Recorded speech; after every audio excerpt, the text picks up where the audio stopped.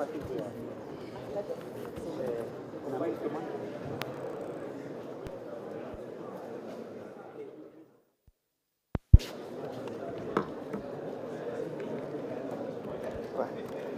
ni kuanza mambo ya last minute.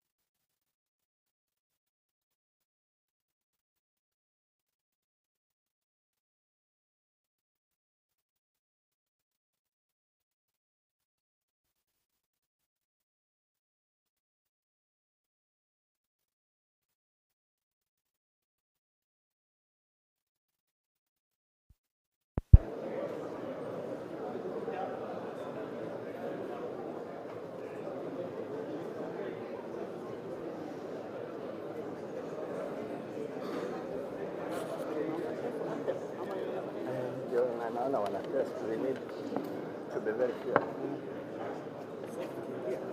Create order. Yes. Okay. Yes. Create order. Once you create order, hand over to RC. Okay. National anthem. Oh, okay. All right. To make sure that is done. That's the essence of order. Okay. Once those other salutations are done, then hand over to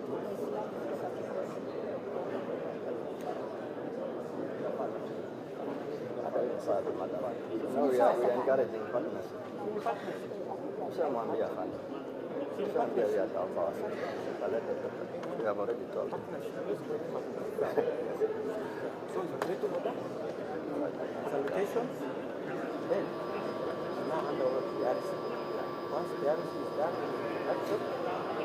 Yeah, region, tunakuja sana.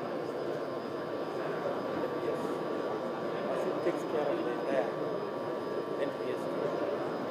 Then we take over. And for this report, other regions, labs, execute.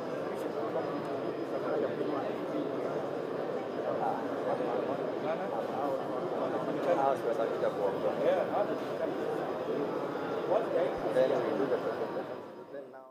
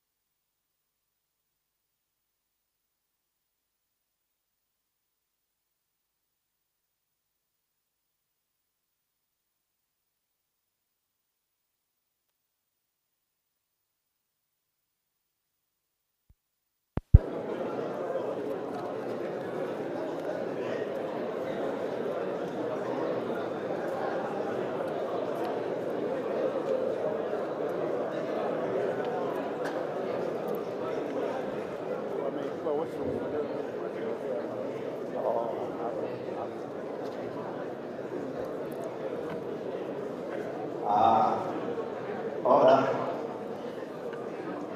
I don't know if that's the right one to use.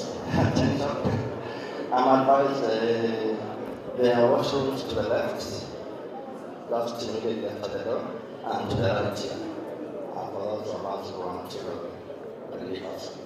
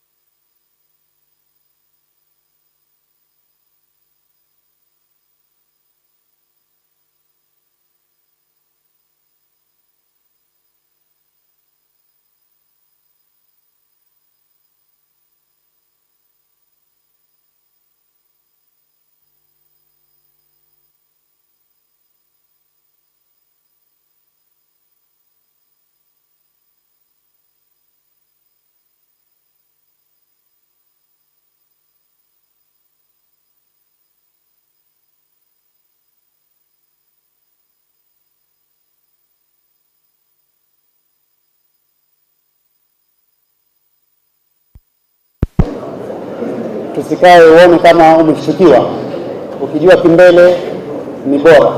Ndio kama kiti ilikuwa kimekufinya sana, utafute nafasi ya magoti, usiinuke kuangusheni kiti ni mara. Asante.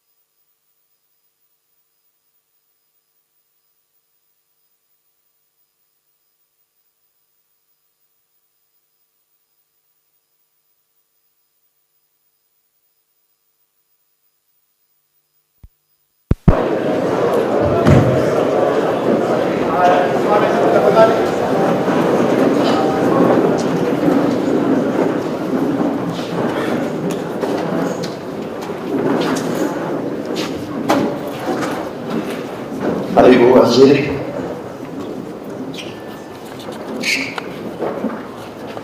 The request that we all remain standing as our visitors coming, and we shall start off with the national anthem.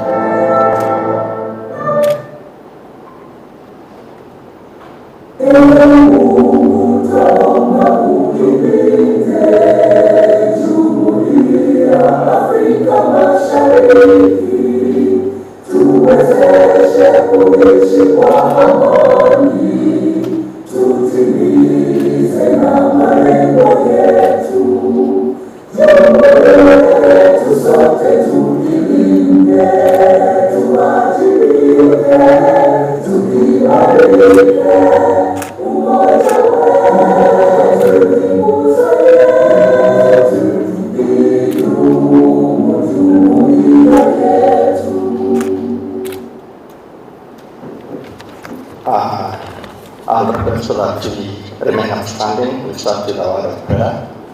We can first of all with Father Well, then we can Commander Philip. Let's come forward.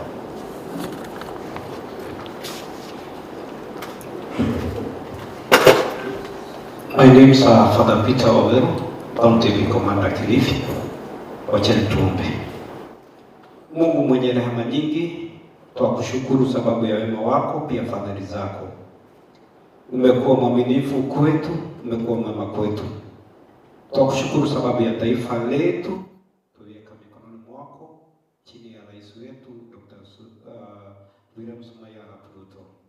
Tunamwombea CS wetu Kipchumba Murkomen, tumeweka mikononi mwako. Tuweka OIG mikononi mwako Mr. Douglas Kanja. Tuweka our DIG Mr. Gilbert Masengeri. Pia tumeweka our DIG KPS Eliud Tagat. Tuweka mikononi mwako. Pia tumeweka mkuu wa kitengo cha DCI Mr. Mohamed Amin. Na pia wakuu wote ambao wako hapa tuweka mikononi mwako. Tunajua kwamba Mungu amewapatia usafiri mwema. Tunaomba sababu ya wakuu wetu ambao wamekuwa hapa wiki yote, mmewalinda na mmewaongoza. Tunapoanza mwanzo mpya wa NGAPU, tunaomba na tunaiweka wakfu wakati CS wetu anapo-launch, tuweka mikononi mwako. Pia tunapotamatisha course hii ambao wakubwa wetu wamekuwa hapa kwa wabariki. Tutakapoanza kusafiri kurejea katika pembe zote za nchi ya Kenya, Bwana ukawabariki na kumbuke jamii zetu na wananchi wetu. Naomba haya yote tukiamini katika jina la Yesu Kristo aliyemwomba na mkombozi wetu. Amen. Sema amen. Thank you, Father. I'm also calling Mr. Hamisi Mbuzu from Sobukem. Kutuombea maombezi yako.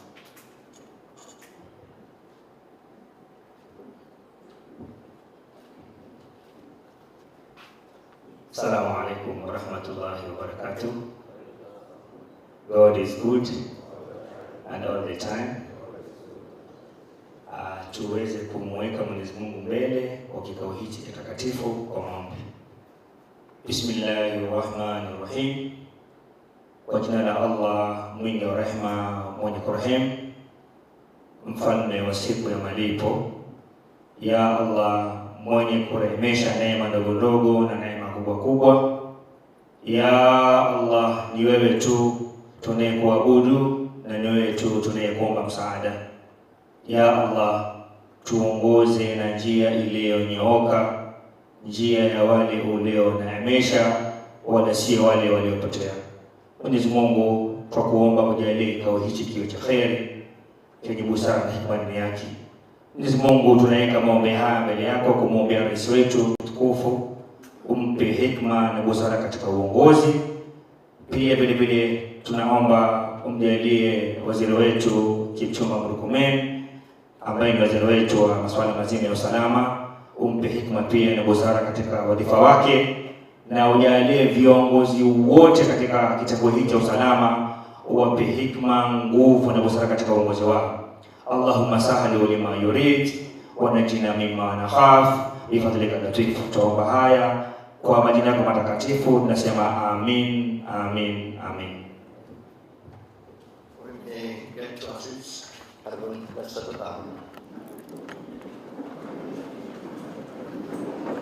To our Chief Justice, who is our Cabinet Secretary for Interior, Mr. Kipchumba Murkomen, our Principal Secretary for Internal Security, Dr. Raymond Omolo, Inspector General National Police Service, Mr. Douglas Kanja, DIG APS, Mr. Gilbert Masengeli, DIG Kenya Police Service, Mr. David Lagat, DCI, Mr. Mohammed Amin. We also honored to have the Chair for the Departmental Committee for Security, Honorable Mburu Kahangara, and the Clerk of the National Assembly, Mr. Samuel Ndoroge, Chair IPOA, and Mr. Hassan, and Chair National Police Service Commission, and Mr. Elliot Kinodian, CEO IPOA. We have Director National Counterterrorism Center, Mr. Kigen, who is here. We also honored to have former Governor and Commandant AP, Mr. Kinodian Mbugua, who is a mentor for very many of us, Mr. Surya, and Principal Administrative Secretary Barnes Lemedeket. All seniors, sorry if I have not mentioned all of you, but we acknowledge you. Our Chief Guest, without much ado, we want to start today's program, and I call the Regional Commissioner, Coast Province, Madam Rhoda Nyancha, to speak.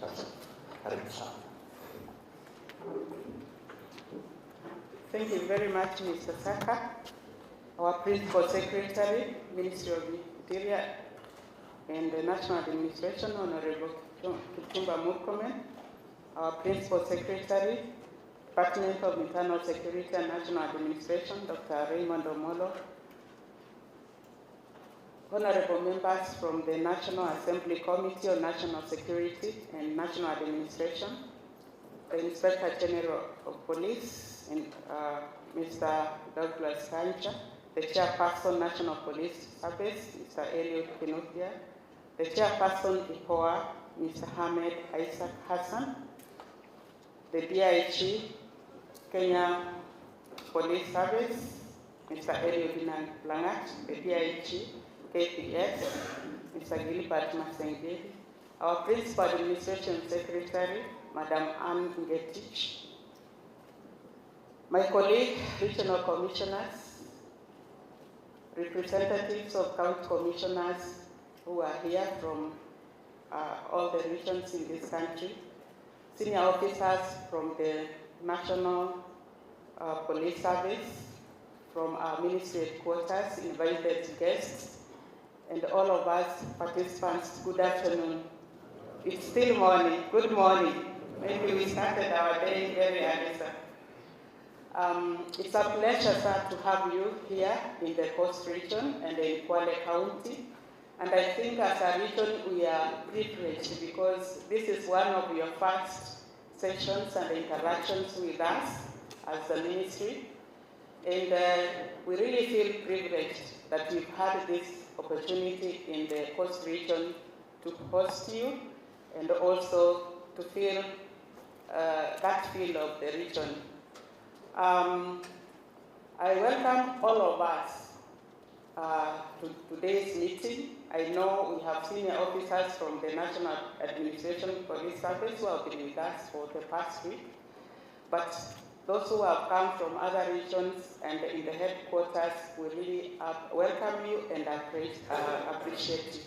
Before I make one or two remarks, I'll do a quick introduction of our teams from the Coast region. Our CSR, we have the regional security team, the county security teams from all the 6 counties, and the 33 sub-county security teams from our 33 sub-counties in the Coast region. So I'll start with the Coast regional team. I think the officers are there. We have George Seda, who is our regional police commander, outgoing. I know people may wonder why is he still there. We really don't feel like releasing him. So it's like a part of us is leaving us, but he's still with us. And we have Adam Guyo, who is our regional DCI coordinator. We have Matthew Ndunda, who is the deputy RIC. And we have, where is Mr. Ndongo? Oh, he's there. He's our regional AP commander. We have other members of the security team, but they are not here with us. We have come 5, we call ourselves the 5 Corps. So you can take your seats. I will start the county introduction, sir. I will not mention the names, but I will start with 001, Mombasa. The county security team stand. And then I will also make the other teams to stand with them. We have 6 sub-counties. Likoni sub-county security team, Mvita sub-county security team, Changamwe, Chomfu, Nyali, and the Kisahuni. I'm mentioning them, sir, for your conception. Salute. And that team, sir, is led by Nuru Hassan, who is the County Commissioner Mombasa. You can take our seats. 002, Kwale, where we are. The county security team first, Kwale. Yeah, they are here with us. And then we start with Lungalunga, sub-county, Usambweni, Matuga, Shimba Hills, Samburu, Kwale, and Kinango. We also have 6 counties, sub-counties there. Salute. And this team is led by County Commissioner Mr. Orinde. Thank you so much. We go to 003, Kilifi. The Kilifi County Security Team. Kilifi South, sub-county. Kilifi North, Malindi, Chonyi, Kauma, Rabai, Kaloleni, Ganze, and Magarini. Kilifi is the one with the highest number of sub-counties, 9 of them. Salute. And that team is led by Josephat Kipewot, who is the County Commissioner Kilifi. Take your seats. We go, sir, to 004, which is Tana River. County Security Team, Tana River, some are at the back. Tana River, sir, we have 5 sub-counties. Tana Delta, they are behind Tana River, Tana North, and Bangalore. They are all present. Salute, and they are led by Deb Koske, who is the County Commissioner, Tana River. We go to 05, Lamu. County Security Team, Lamu, sir, they are on the other side. Mpeketoni, Sub-County Security Team, Lamu Central, and Lamu East. Lamu East, sasa ndio wanatushikilia viungani, that is Vaza, Pate, and Kiunga. Salute, and they are led by Wesley Koech, who is the County Commissioner. Finally, we go to 06, which is Taita Taveta. You are very far at the back. I don't know whether you'll be able to see them, but they have stood the county security team. Our county commissioner, Taita Taveta, is on annual leave. So the team is led by senior DCC, Mr. Nduti, the DCC Voi. Then we have 4 sub-counties. Voi sub-county security team, Taita, Mwatate, and Taveta. Salute. Thank you very much. So those are the members that I have from this region. And the team that I've presented before you is a very, very able team, a very cohesive team, a team that we meet twice annually. Like last year, we met in February to plan and strategize, and then we met in December to see what we've done and also prepare ourselves for the festive season, which was very, very successful. We are grateful for the support we've had from our peers and also from the IG, because sometimes even when we have issues affecting our officers where we require change so that we can synergize, that will be very, very helpful. In other areas, we reorganize ourselves internally so that we are able to give out our output effectively. So, sir, I'm very proud of this team that I've presented before you.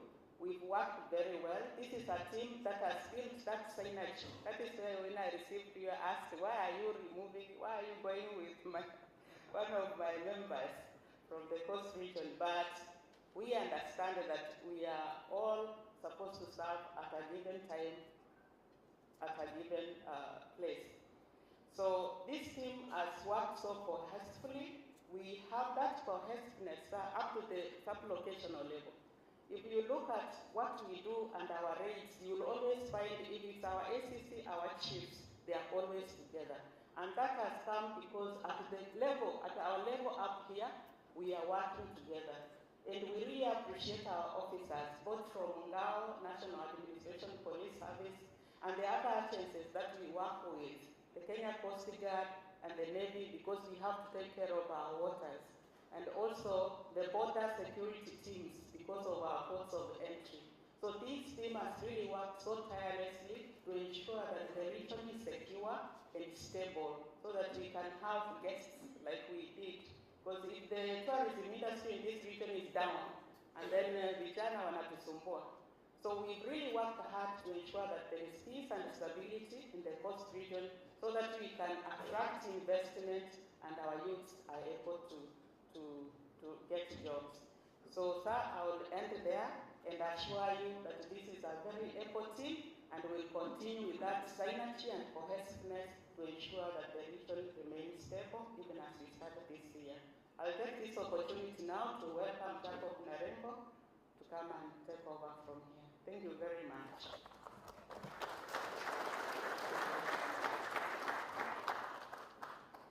Thank you, RC. Our Chief Guest, sir, all protocols observed. Another round of introduction is for the RCs from other regions who are present here. And I will start with Nyanza. RC Nyanza, I think she came along. Or the, okay. Okay. I have the regional administration police commander at the PCC Sumu West.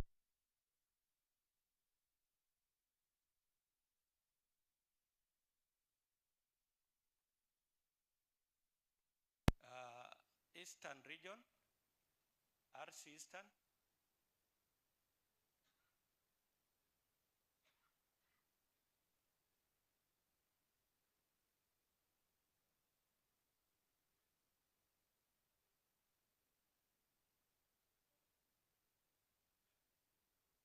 Okay, salute.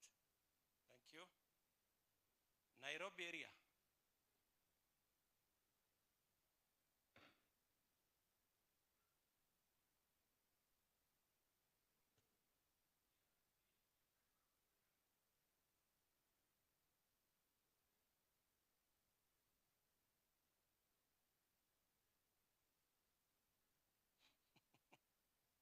Thank you. The other category of officers present here, sir, are the regional CC. Otiena ndako niwa. RC Northeastern, sorry. Thank you, Bwana Otiena.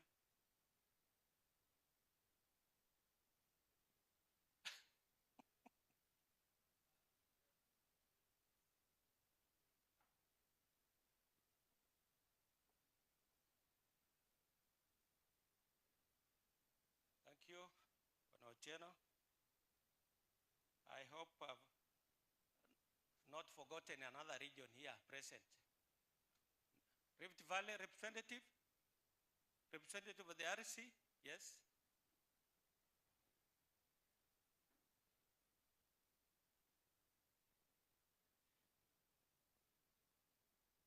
Okay.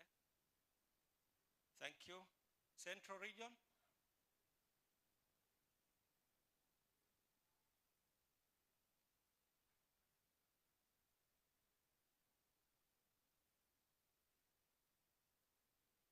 Regional Central Team? Yeah. Thank you. Western Region? Sankey?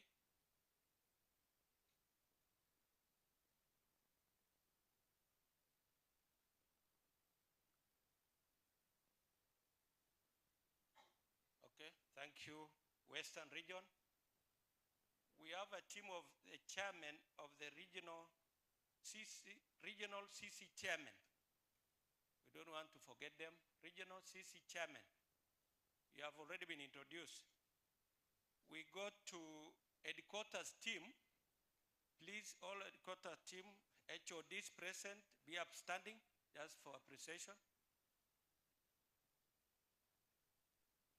So we have past National Administration, Secretary National Administration, Secretary Peace Building, Secretary Policy and Liaison, Deputy Director Legal, Director HR, Planning Director. Who else? Wanamutua there. This is the regional team, yes. Hey, Saka ulikuwa umesaulika. My Deputy Director Security. Thank you very much, the regional team, the headquarter team, I mean. The other group is representatives from Ministry of Interior and National Administration, representative of the various, the two PSS, correctional, Wanawajoy, Secretary Administration, yes. Migration, is there a representative from Migration? And Citizen Services, okay. At this juncture, sir, allow me now to invite, the next presentation is by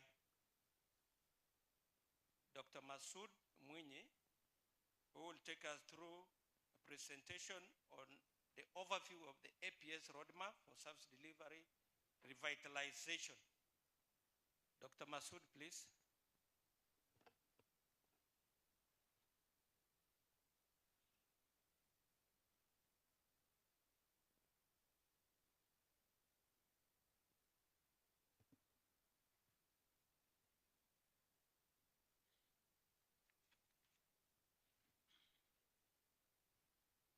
Our chief guest this morning, who is none other than our Cabinet Secretary, Ministry of Interior and National Administration, Honorable Kipchumba Murkomen, EGH. Allow me, sir, to pick from where the protocols have been established, acknowledging any of which may not have been captured, but also appreciating that the formidability of this gathering this morning cannot be downplayed. And for that matter, Honorable Minister, Honorable CS, we appreciate each and every one of us who is here this morning. Before I do that bit of the presentation, and because we have had the opportunity of knowing who is here, kindly allow me, with your permission, to point out the officers from the service who are also here with us. These are the senior commanders who have, in essence, been undertaking the 1-week Senior Commanders Conference from different areas. Sir, the first team I wish to introduce is the senior officers and commanders from the headquarters, that is directors, both uniformed and non-uniformed. uniformed directors. Can we please be upstanding, all the directors from the headquarters, both uniformed and non-uniformed directors? We have logistics, we have SQM, we have complaints, we have personnel, we have the chief of staff, we have operations, we have gender and welfare, we have planning, research and reforms and external linkages. We have director medical, we have director ICT, we have director training and research, we have director legal, we have the senior principal finance officer, we have the deputy accountant general, we have head of records, we have head of procurement, we have head of human resource, and we also have our economist, and we have our auditor. I believe I have made justice. If I give the names, sir, we may be here for a little bit longer. Directors, salute. Wale hakuna uniform si mnajua. Si tumewafunza kutoa kifua cha serikali. Please be seated. Thank you so much, directors. Sir, the next team I wish to introduce are the senior commanders who are in charge of our various training institutions. So can we have that team upstanding, please? It is a small team, so I think I can give their names, beginning with the Commandant, National Police College Embakasi A Campus, Senior Assistant Inspector General, Mr. Davis Lomato. And then we have the Commandant of the Border Police Training Campus, Mr. Isaac Alima, Assistant Inspector General of Police. Then we have Madam Gisiri Nyamuhanga, Commissioner of Police. She's the Commandant of a Senior Staff College located at Emali. And finally, we have the Commanding Officer of the Leadership and Sports Center in Kilimanjaro in Meru, Mr. Rem Julius Mutabari, SSP. Officer, salute. Thank you so much. And then we have heads of units. The unit commanders, a few of them, if we may be upstanding, please. Our chief guest, again, there are not so many. Directors, nisisikia wivu sikutaja majina, nyinyi wengi sana. Wengine mwende nje mkitaka kutaja majina ndio mutajwe. Sir, we begin with the Commandant of the Border Police Unit, Senior Assistant Inspector General of Police, Mr. James Kamau. And then we have the Commandant of the Critical. Mr. Kamau is based at the headquarters of the unit in Kanyonyo, Kitui County. We have Mr.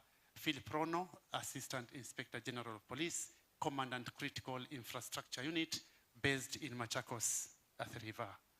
We have the Commandant of the Anti-Stock Theft Unit, based in Nakuru County, Gilgil in particular, Assistant Inspector of Police, Mr. Limo, Joseph Limo. We have the Commandant of Security of Government Buildings and VIP Protection Unit, Assistant Inspector General of Police, Mr. Lazarus Opicho. We have the Commandant of the Rapid Deployment Unit, based in Embakasi, Nairobi, Commissioner of Police, Mboto Agri Shamala. We have the Commanding Officer of the Special Operations Group, based in Kanyonyo, Mr. Fares Emitundo. And finally, we have the Commanding Officer in charge of the Special Weapons and Tactics Team, all female, Madam Ndinda Ruth Kiduka, Commissioner of Police. Officer, salute. Thank you so much. And then we have our senior commanders in charge of the regions. If we may be upstanding, I know some of you have been mentioned through your respective security teams, but now beginning from Nyanza, rather from Coast, Mr. Ndungu, Nairobi, Mr. Kadhuli, Northeastern, Mr. Chakwet. I have Nyanza, Mr. Zakari Mwangi. We have Eastern, Mr. Baraza. At the back, we have Rift Valley, Mr. Hassan. We have Central, Bwana Gilbert Sumuko. And finally, we have Western, Mr. Alike Ibrahim, all commissioners of police. Officer, salute. Thank you so much. Honorable CSR, we also have the teams supporting us in Coast, led by Bwana Seda and Bwana Jubat, the incoming. Bwana Jubat, you are here? Jubat, and also, yes, is the incoming, and he has also been very supportive.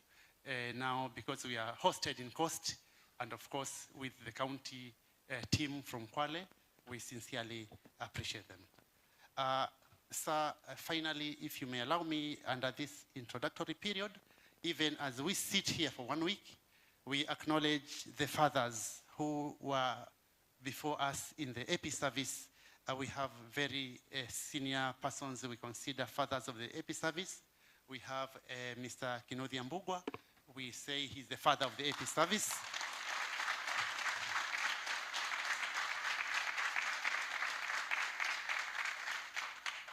He has many hats, and we cannot do justice to his introduction.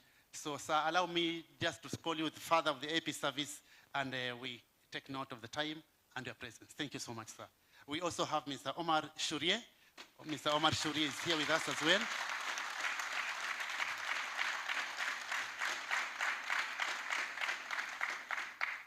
Thank you so much, sir. And we have Mr. Keitan. Sir, these are retired, Mr. Joseph Keitan.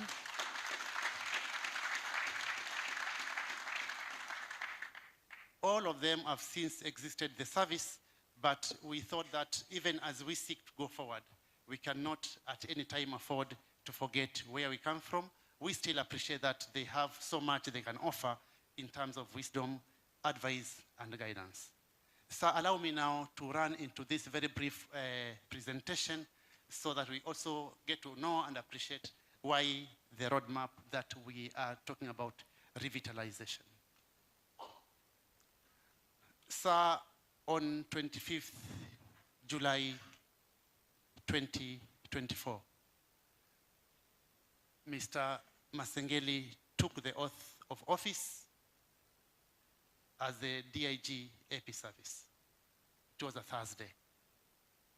5 days later, on a Monday, he gave instructions to his officers led by the Director of Operations and Director of Planning to draw a roadmap immediately which will help spur service delivery in the AP service.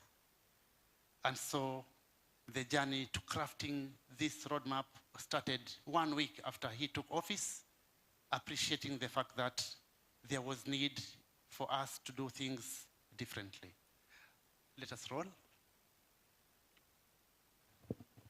Roll.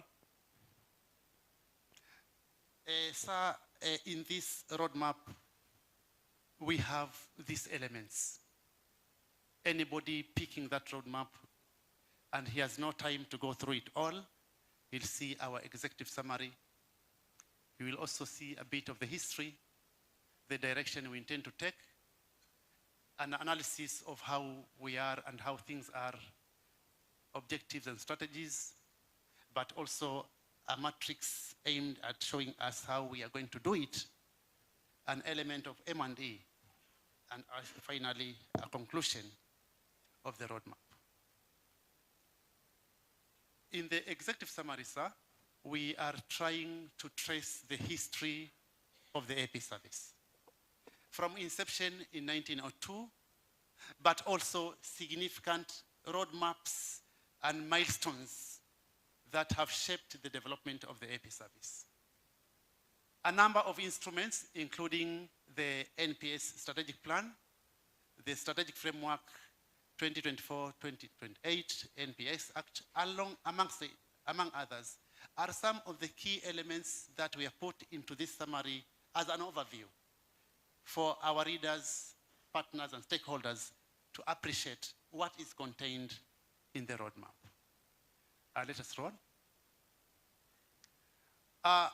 Within the roadmap, sir, are these 5 key objectives.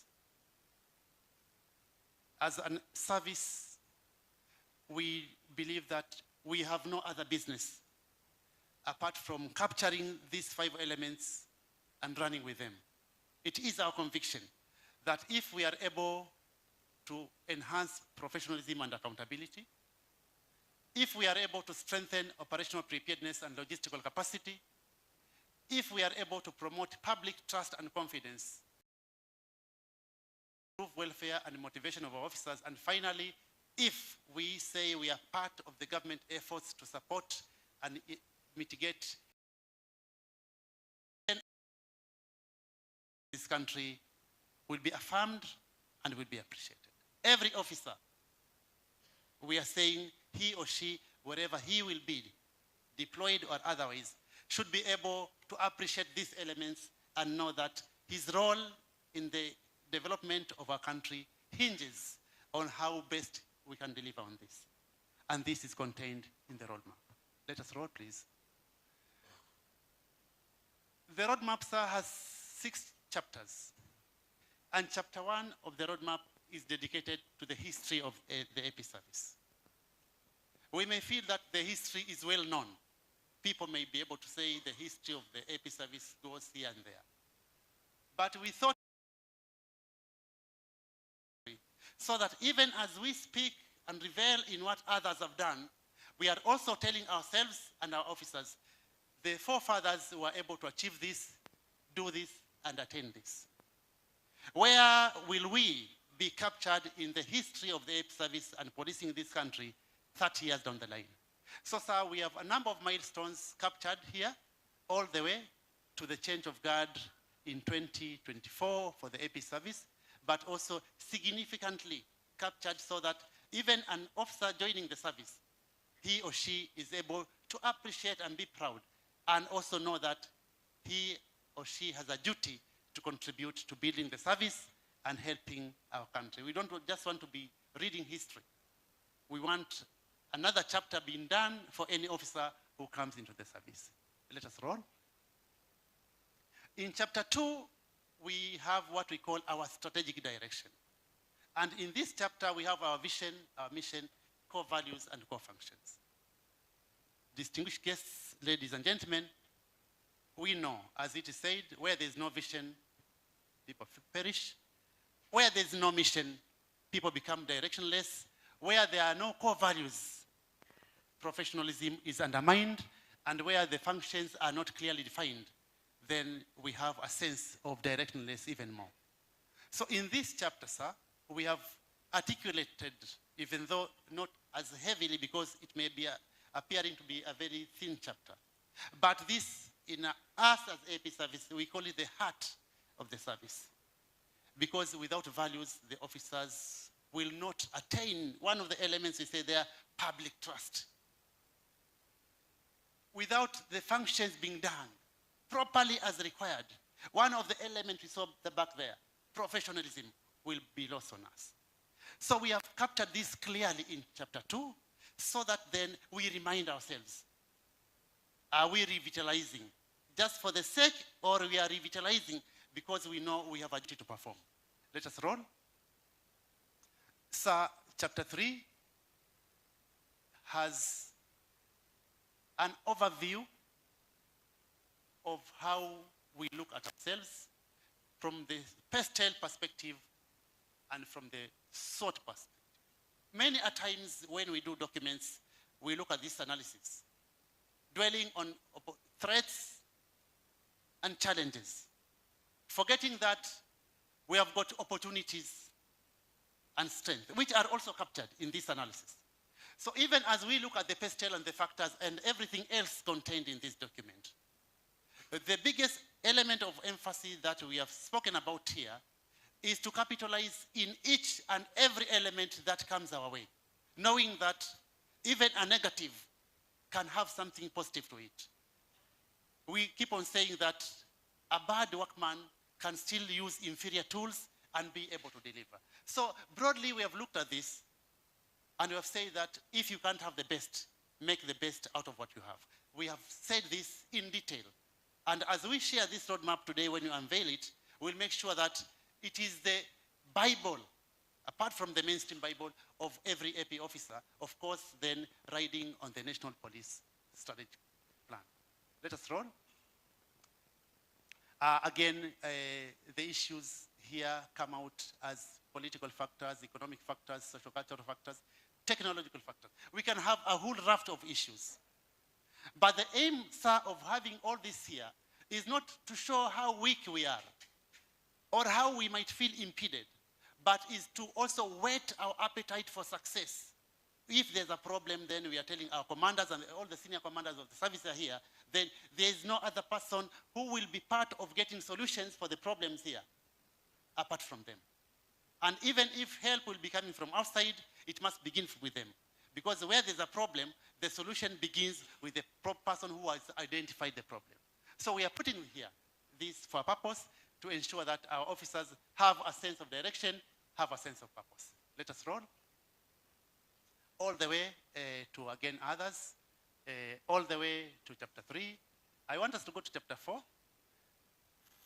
Sir, at chapter 4, again, these have been captured at the beginning, out there. But as I've said, sir, they also form the core of the AP service. When we look at this as our objectives, we will also take cognizance of the fact that on 13th December 2024, His Excellency the President launched the National Police Strategic Plan at KSG Nairobi. And after that launch, which we were all preparing as NPS, we said that one of the factors that need to support that plan is to make a plan from that plan. Because the IG, for him to achieve the aspirations and the ideals of the plan, is to ensure that each and every officer also has a strategy of implementing his plan. Hence the roadmap that DIG Masengele has done, so that as DIG Masengele does this, again supported with other instruments, including performance contracting, which the DIG now, after signing with the IG, is also signing with his commanders, work plans, and what other instruments and tools of work, we are able to see a policing institution that answers the 21st century policing questions. A policing institution that the public and the people who pour millions of shillings into having them employed is able to appreciate what they are doing for them. And we can only do that if we are focused. And we can only be focused if we get to write what we want to do, where we want to go. And that was the discussion we had since Monday. Where are we? Where do we want to go? And how do we want to go there? Let us roll, please. Chapter 5, that of course is now the tail end of the roadmap document, but also the key and the core of it. Because in this is where we have now activities defined. Sir, the document has got 163 activities, outlined, measured, and tested. And in these 163 activities, the DIG has given instructions that each commander should be able to identify activities he or she can pick and perform. It is not the DIG to do this. It is us, and it is not the IG to run the plan. It is the NPS, and the NPS is me and all the officers below me. So all the way to actors, performance indicators, time frame, and costing. Again, we will once in a while be coming to your office, knocking, of course, through the IG and DIG to see if we are doing right and if you can also advise on what else we can do. And finally, chapter 6, the bit on monitoring, evaluation and reporting, which is again an element of any strategic document done. It must have these key components so that we are able to know, are we doing what we promised? When we did this document, sir, we were able to refer back to two key documents. The first APS strategic plan and the second APS strategic plan, which we were done over 20 years ago. And before we were able to say we want to launch this, we asked ourselves, were we able to achieve anything in that? And we are happy to report that those documents were evaluated by independent authorities in management. And they were able to see, one, continuity, and two, achievement on some of the elements captured in the previous documents. And I can proudly say, sir, that what is contained in this roadmap will be achieved one way or the other, because we know we have no other option. The IG, when flagging officer to Haiti, he told them mission possible. As your officers again today, we are assuring you the possibility of the mission is assured by our standing here.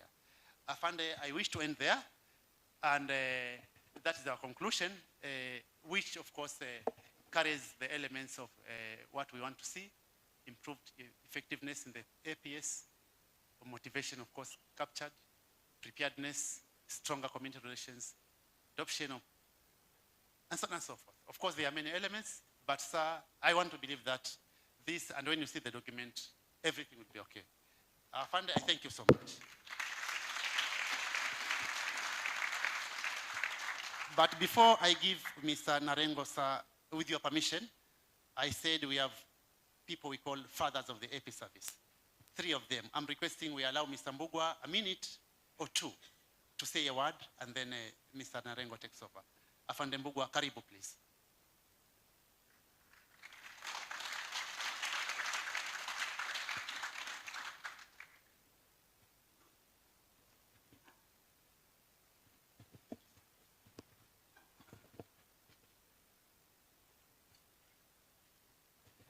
Our chief guest, who is the Cabinet Secretary, Internal Security and Provincial Administration, our PS,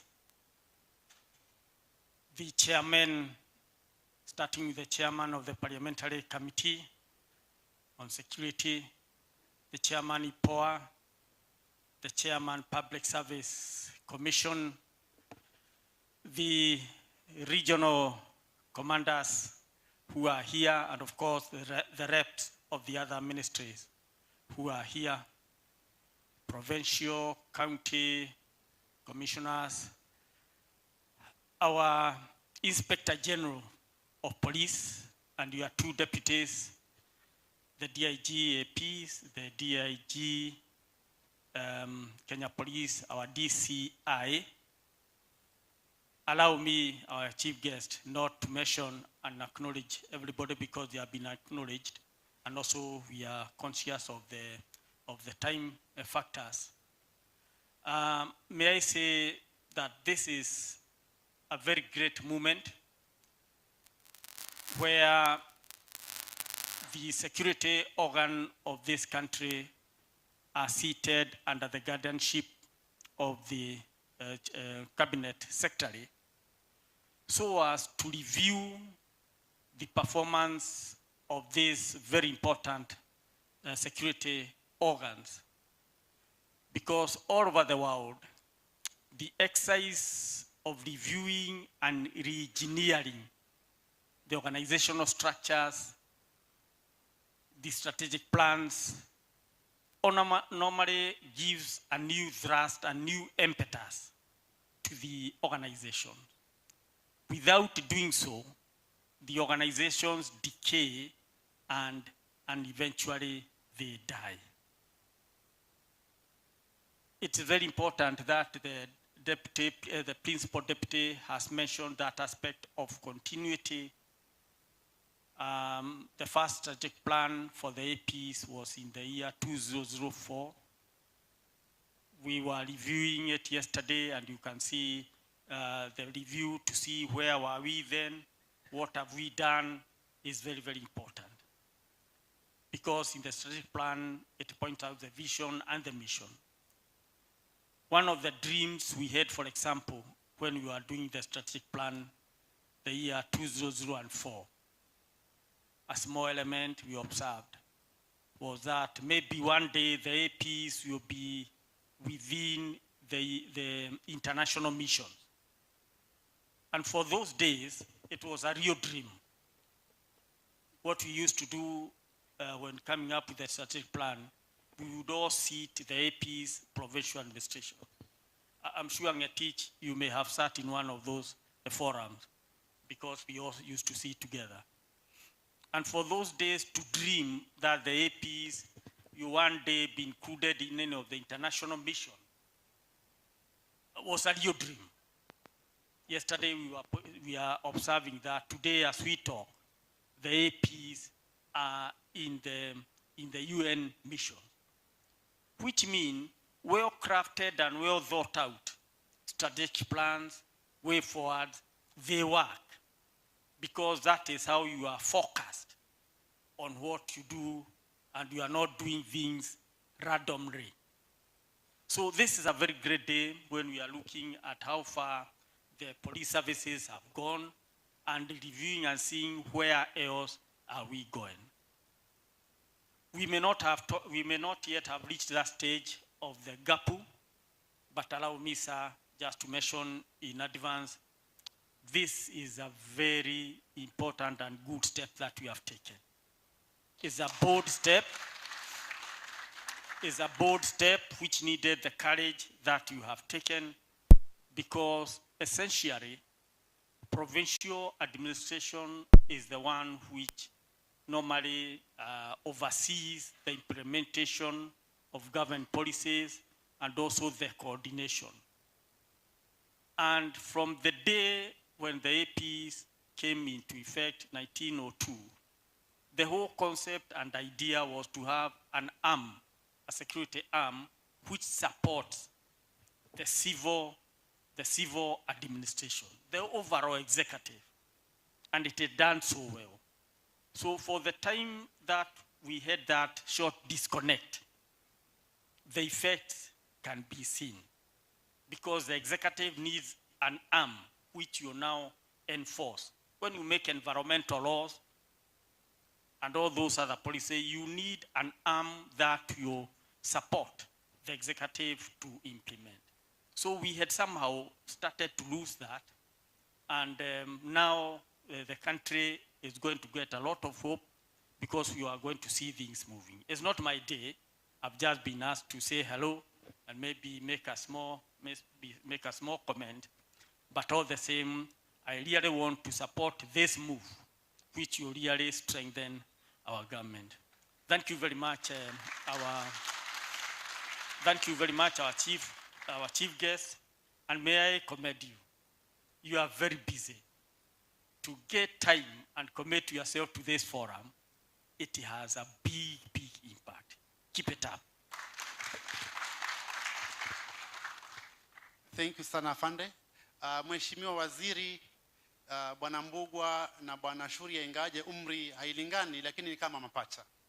Kwa hivyo Bwana Mbugwa akipozungumza, sikiongea na pacha mwingine asipozungumza, lawama litaniangukia. Naomba kwa ruksa yako nimwalike Bwana Shuria dakika moja, naye aseme moja tu. Hawa ndio waanzilishi wa hii kazi. Kwa hivyo tukisimama hapa tujivunia kwa sababu ya uongozi wao. Welcome, sir.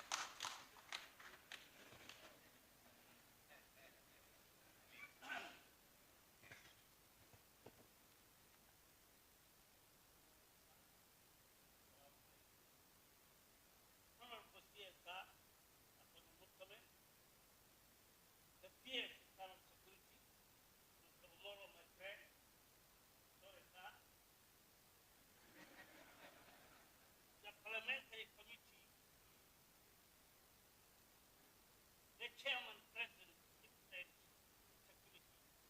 Secretary, IG, DRG, and other forums. My intelligence is that, first of all, is to support the initiative, of which I participate. Previously, because the security thing, to me, is very delicate. And if we are not serious things, I will repeat, the security element has to serve security. And this animal called security, very delicate. So we have to take care and pass this way and move. In order to be very small, I will support the initiative. And I have supported the initiative on behalf of the others. I will support the initiative. One advice: we have completed the initiative and the strategy. There is a small element I want to mention. Those who are giving these responsibilities of taking care of us, I want to advise you, observe and carefully cooperation, teamwork, earshot to the command. What is earshot to the command? Earshot to the command is listen and hear and implement. If you are not going to do that, you are going to lose. Communication, directly and indirect. You have to listening. Cooperation, coordination, and teamwork. And earshot to the command. Thank you very much.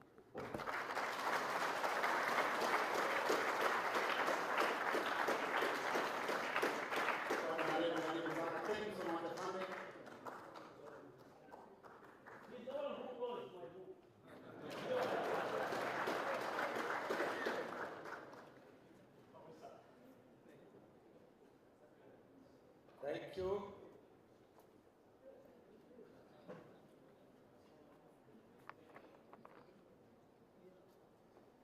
Our chief guest, sir, hiyo mawaidha ya wazee wa zamani kama tungekosa hapa, hii siku haingekuwa complete.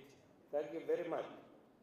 Now, sir, with your permission, we have a small presentation overview of why we are here, of the National Government Administration Unit, NGAPU, to be presented by Mr. Thomas Saka, Director, Security in the State Department. Karibu Bwana Saka.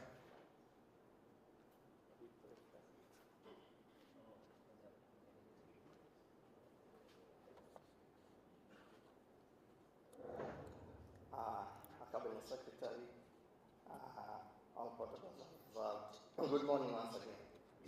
As you've heard, my name is Thomas Saka, Director of Security. I was privileged to chair this wonderful technical committee.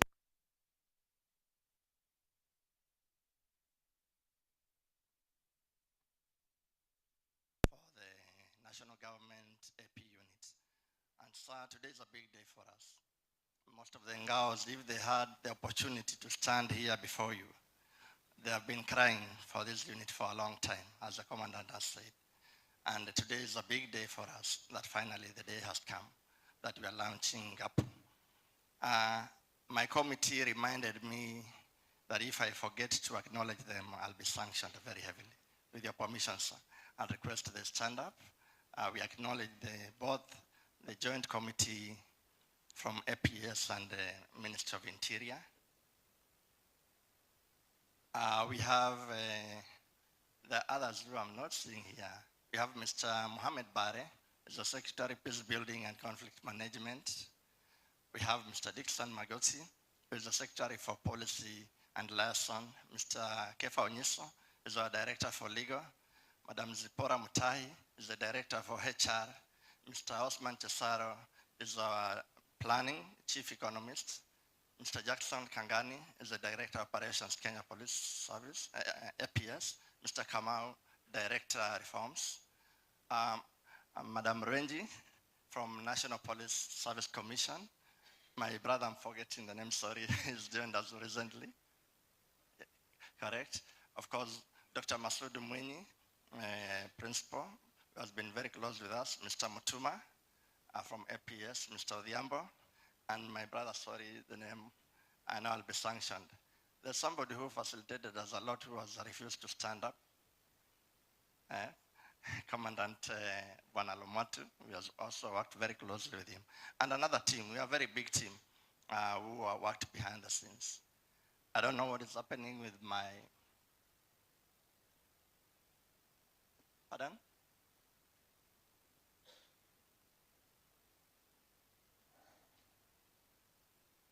Oh, is that a documentary? Okay, I'm told to hold my horses.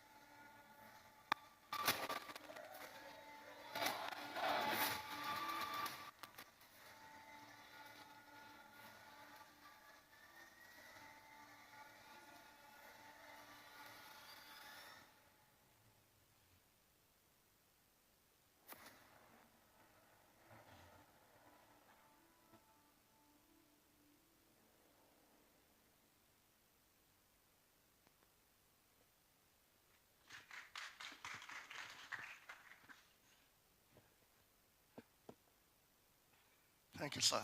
I was among, just to mention, I was among the first team which went to do an assessment in Haiti, sir. And what we found in Haiti, a few of us were a bit skeptical.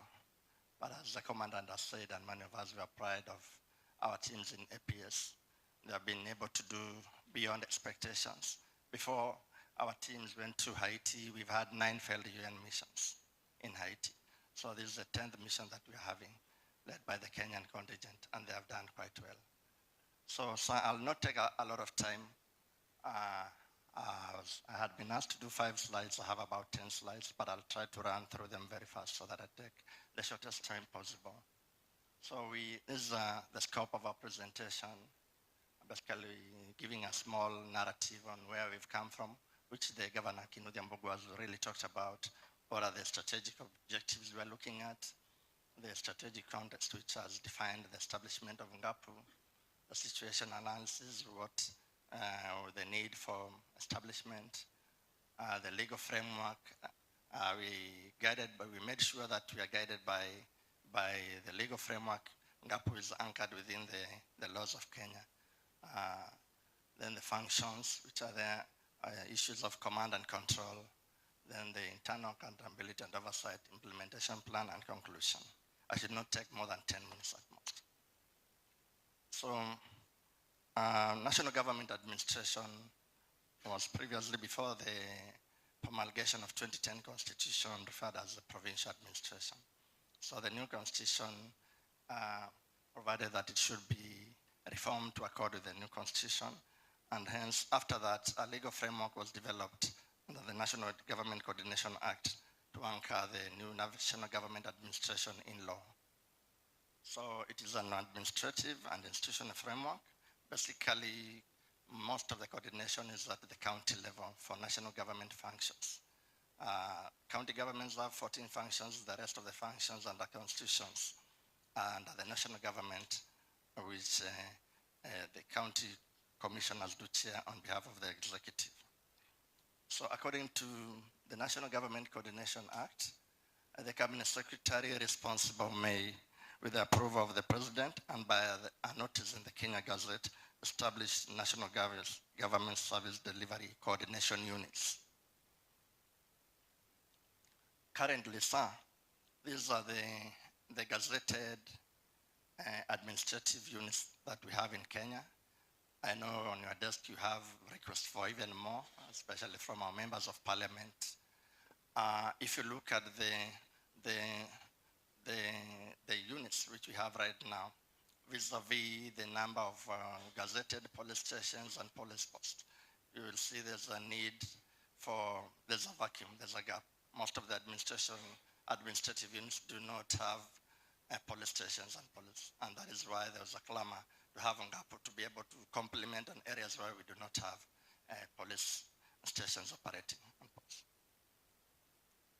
So in terms of the strategic context, which defined the clamor for the establishment of the national government administration police unit, the functions, the national government administration officers, as provided under the National Government Coordination Act of 2013, they coordinate national government across counties and across administrative units. In 2018, we were at Kenya School of Government, participated in that process whereby we had reorganization of the National Police Service, whereby we had 24,000 APS moved to general duty, and also APS was restructured to create the formed units only.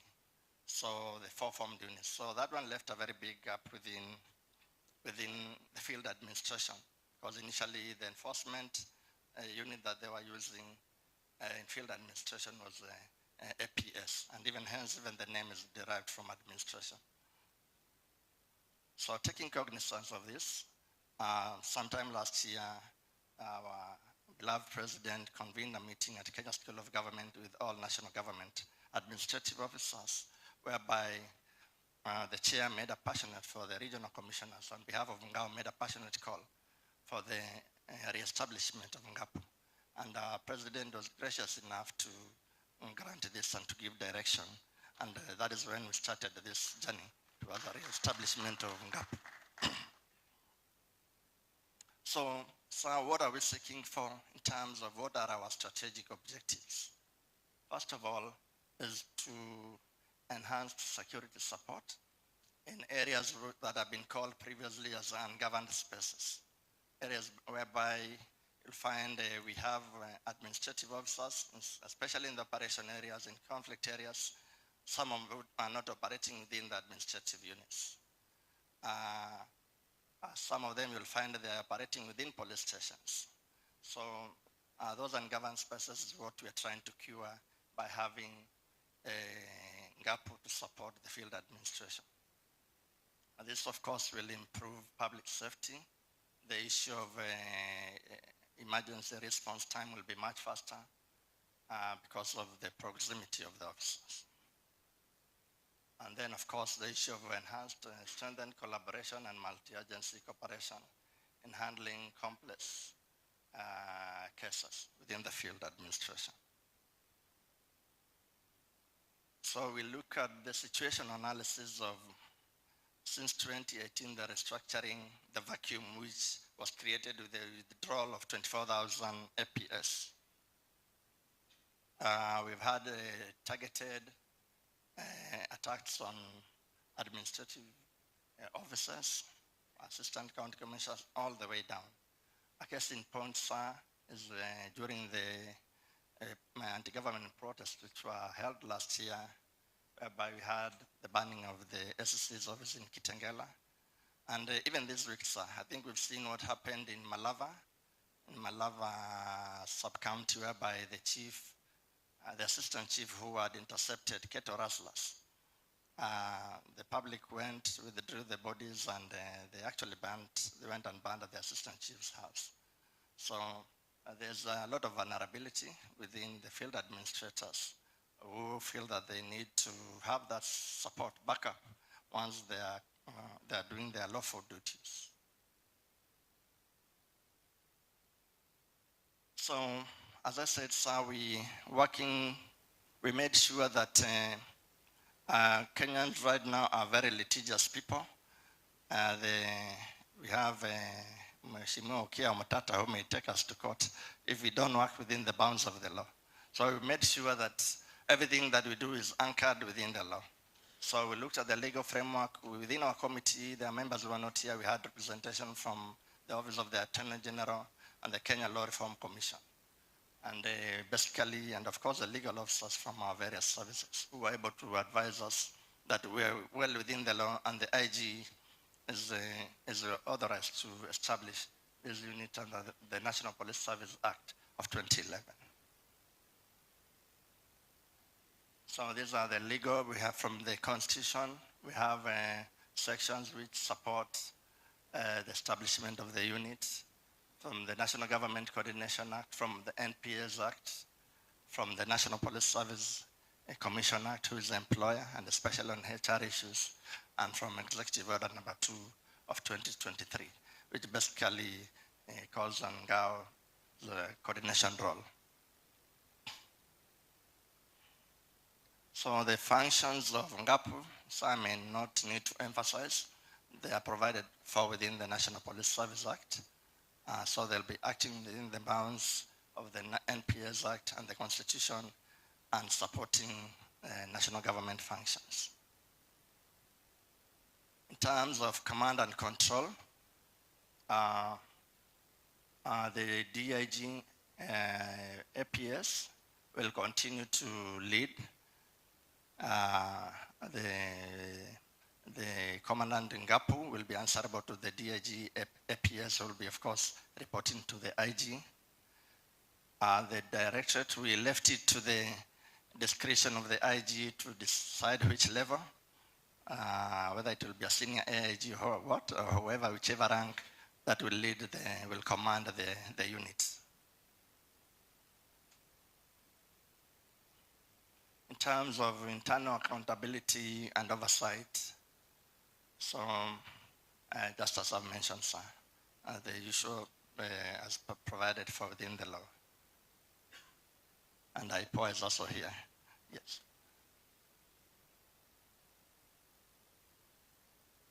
So in terms of the rollout plan, sir, our proposal was that the initial phase, we recognize and cognizant of the fact that APS is short of 24,000 police officers.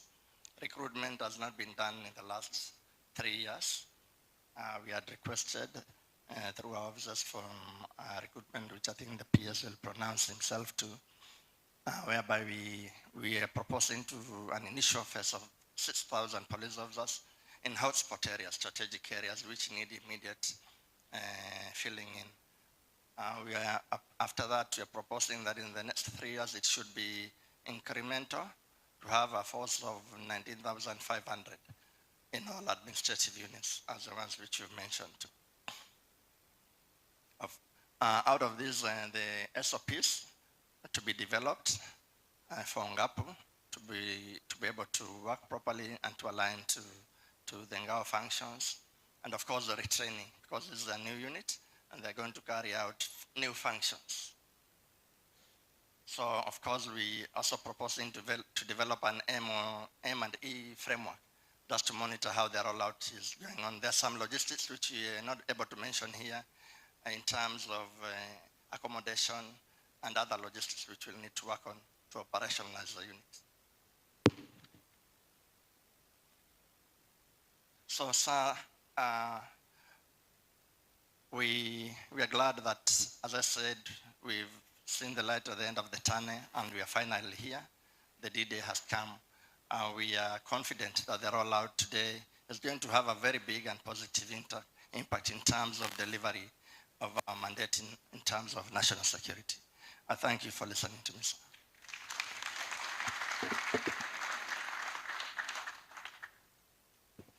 Thank you, Bwana Saka. So with your permission, we are now into speeches. And the first person to speak on behalf of the NGAO is none other than the RC Nairobi area, Bwana Kate Mwansa.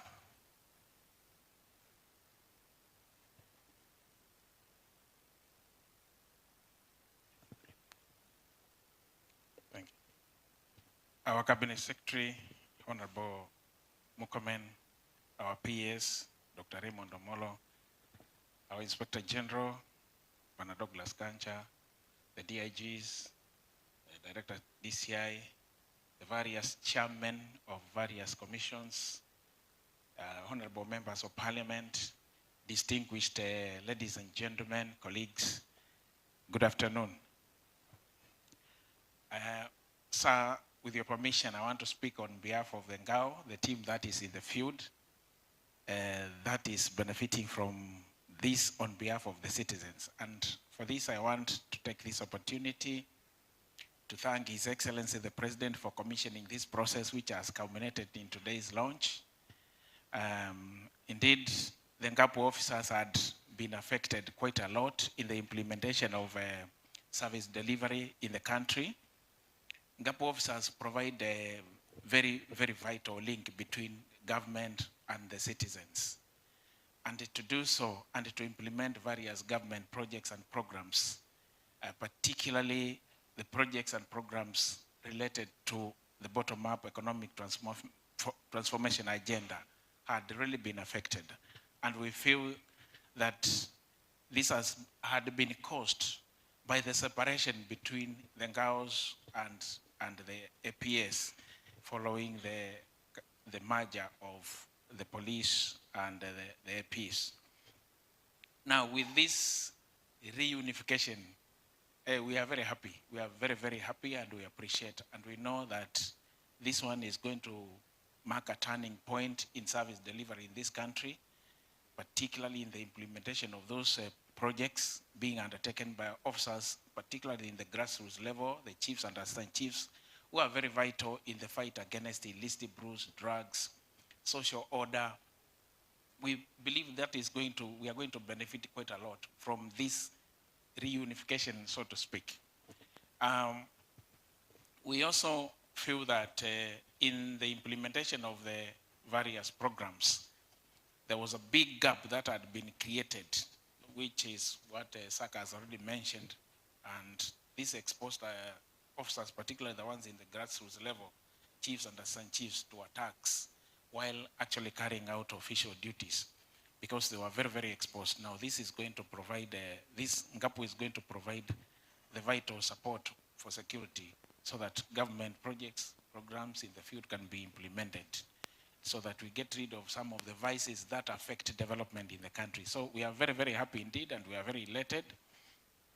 We know that the NGA officers are also very vital in the peace and security committees at the grassroots level, and they require a bit of muscle, which will be provided by the support of the NGAPU officers now that NGAPU will be launched today. Also, to benefit from this is what I had mentioned, the fight against the illicit brews, the drugs, and generally the social order in the country. We are living in times where we are facing a lot of challenges in this country, where people have become very bold to an extent of, even to a point of even challenging the government officers, not only defying the orders, but actually going for the attack on government officers. So because chiefs and assistant chiefs at the grassroots level there understand and know these societies, and working under the supervision of the officers at the levels of SECs, DCCs, county commissioners, and RCs, since they know those communities, it is very easy now to manage and enforce peace accords, peace agreements between various communities, and so on and so forth. So this is indeed one of the best things that has happened, and it's a gift from His Excellency that we really appreciate, that it's going to help to create the much needed social order. So on behalf of my colleagues, sir, I want to take this opportunity to appreciate this new policy, and I'm sure it is going to mark a turning point in how we manage our societies and how we mobilize our societies, how we coordinate national government business to implement the various government projects and programs. I would end with a request to the Inspector General, who is in charge of the command of the whole structure, to also place the NPR under this NGAPU, because I know we already don't have enough officers. So the NPR can also be placed under the NGAPU to address the gap, particularly in the rural areas where we have that shortage of officers. So on behalf of my colleagues, sir, I want to take this opportunity to thank you very, very much, and also for allowing us an opportunity to say this. And I would request my colleagues from the National Government Administration, all of us, please let's stand up as appreciation to His Excellency and our Minister and our PS and our colleagues. Let's salute one salute for this one, because it's a turning point. We appreciate the reunification of the NGAO and the PS. Salute. Thank you very much. Thank you. I think we'll have crowned that na makofi ile yetu ya samani. Si ni kweli? Especially to His Excellency the President for having. Moja, pili, tatu, funga, asante sana. The next speaker is the DIG APS, Bwana Gilbert Masengeli. Welcome. Thank you very much. Our Chief Guest, sir, with the Cabinet Secretary for Interior. Allow me to write down the protocols already observed. Good morning.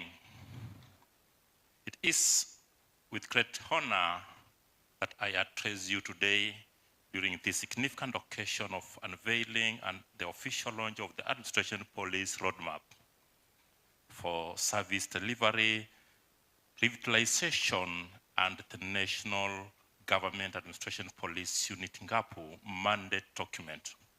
It is also momentous since we have the privilege of Cabinet Secretary Minister of Interior and National Administration, presiding over this launch and the official closure of the Senior Administration Police Commanders Conference. The conference brought together the regional administration police commanders, unit commanders, the commandants of our training institutions, and the directors of the administration police headquarters. Thank you, Asiri, for finding time to grace this occasion, sir. The conference theme is transforming the police to meet service delivery expectation. This is epic, a game changer, and mark new beginning for the service to up its game on how we deliver services to the Mwananchi. This event marks a new chapter in the advancement of policing services, with the ultimate goal of ensuring safer and a more secure nation. This mission is possible. During this conference, we focused on equipping our senior commanders with new operational managerial concepts, while also keeping them informed about emerging security leadership trends.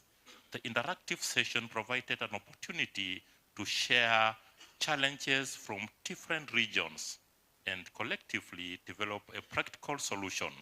The National Police Service leadership, led by the Inspector General of Police, led by the Deputy Inspector General KPS, Director DCI, offered insightful lessons to the commanders. This discussion have been invaluable in shaping forward a looking strategy for the service. Distinguished guests, today, the launch of Administration Police Roadmap to Service Delivery Revitalization Strategy 2025-2028 underscores our wavering commitment to enhancing service delivery with Administration Police Service and National Police Service. To a larger extent, the roadmap is well thought out and culmination of deliberate efforts to enhance service delivery. It has been carefully aligned with the National Police Service Strategic Plan 2023-2027, Strategic Framework for Implementation of Reform in the National Police Service 2024-2028, the National Police Service Act 2011, and other relevant legislations that amplify our mandate. This framework provides foundation for efficient, transparent, and accountable service that prioritizes professionalism, community trust. It is with great pride that we take a bold step forward by launching the revitalization roadmap, which represents comprehensive and strategic approach to addressing challenges that we face on a daily basis while unlocking the immense potential of our police service. It is not merely a document, but a call to action, a framework for real, actionable, measurable change. It is a blueprint that will guide us in transforming Administration Police Service into an institution that Kenya can trust, depend on, respect, and rely upon.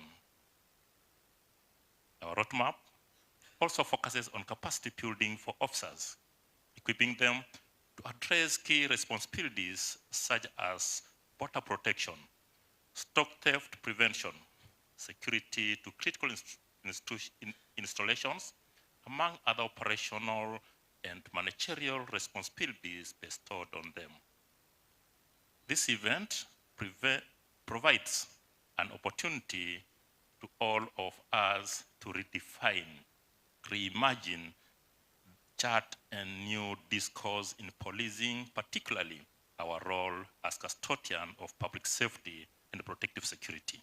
Today, we shall also witness the launch of the National Government Administration Police Unit NGAPU as presented. The unit will actualize functions of administration police as provided under Section 27 of the National Police Service Act 2011, specifically rendering support to government agencies in the enforcement of administrative functions and the exercise of lawful duties. Coordinating with complementing government agencies in conflict management and peace building. The launch of the National Government Administration Police Unit is a mean to this end and is not a mean feat. It is a force multiplier in service delivery. Let me remind us all that decisions we make and actions we take will shape the future of policing in Kenya.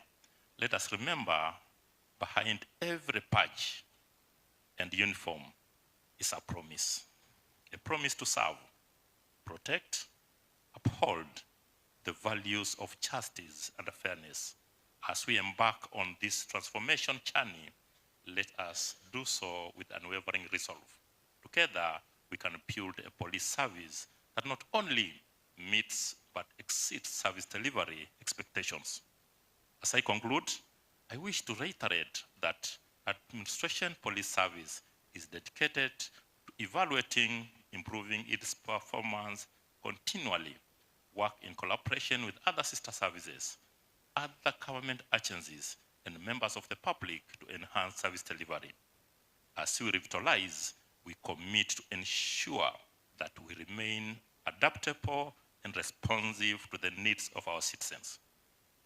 We are resolute to rally behind Inspector General's agenda and clarion call to make police stations centers of excellence in police operations. We shall live this reality. Lastly, I wish to thank the Cabinet Secretary, the Principal Secretary, senior government officials from the Office of the President, NPS leadership, National Police Service Commission, and all our partners and stakeholders for your continued support. Together, we will achieve the vision of a safe, secure, prosperous nation. Thank you. May God praise you.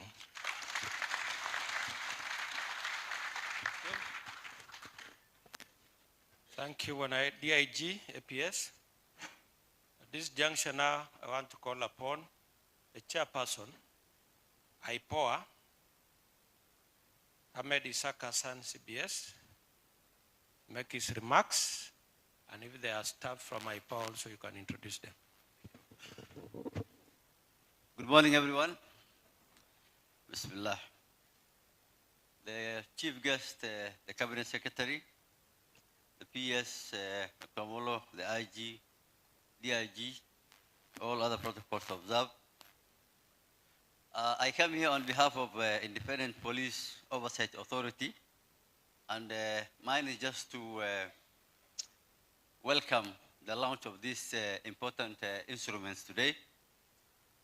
When I see the NGAPU, NGAO and NGAPU, those of us who took part in the constitution-making process in Kenya from 2000, you know, the Yashpal Guy Commission, we used to have a very strong professional administration, you know, from the PC, the DC, the DO, the chief, and they had APs working with them. And there was a lot of concern then during the multi-party elections that the chiefs and the DOs and the DCs were too powerful. They had become very powerful, and we had to cut their wings or their horns. So there was a lot of pressure to disband the entire police, provincial administration. I don't know if you're old enough to remember this. And some of the people from the national security argued that it is very important for governance in the country to maintain the provincial administration in one form or another. And so we changed the name now from provincial administration to National Government Administration Unit. And now we have the National Government Administration Police Unit, NGAPU. So we are bringing back the DO and the DC with this AP. It's like going back to your ex. We have brought back the old marriage, but I think in a very, under a new constitutional dispensation, under a new, I think now we can do better. We have been streamlined, we have been professionalized, there's a new constitution, there are new laws. So the fears of the people of Kenya about too much power in the provincial administration has been checked. And so this is the best time to work with NGAO and NGAPU.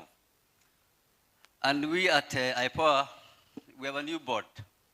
We were appointed just under 1 month ago, and we are still trying to learn the ropes.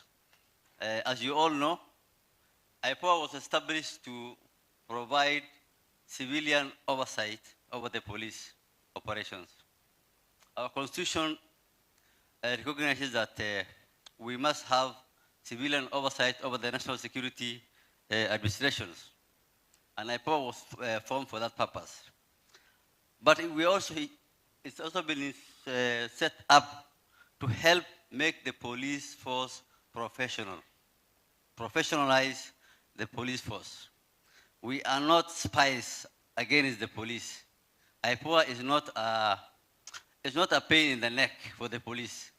It is to help the IG, the leadership, and the people of Kenya to make the police force professional and deliver service for the people of Kenya.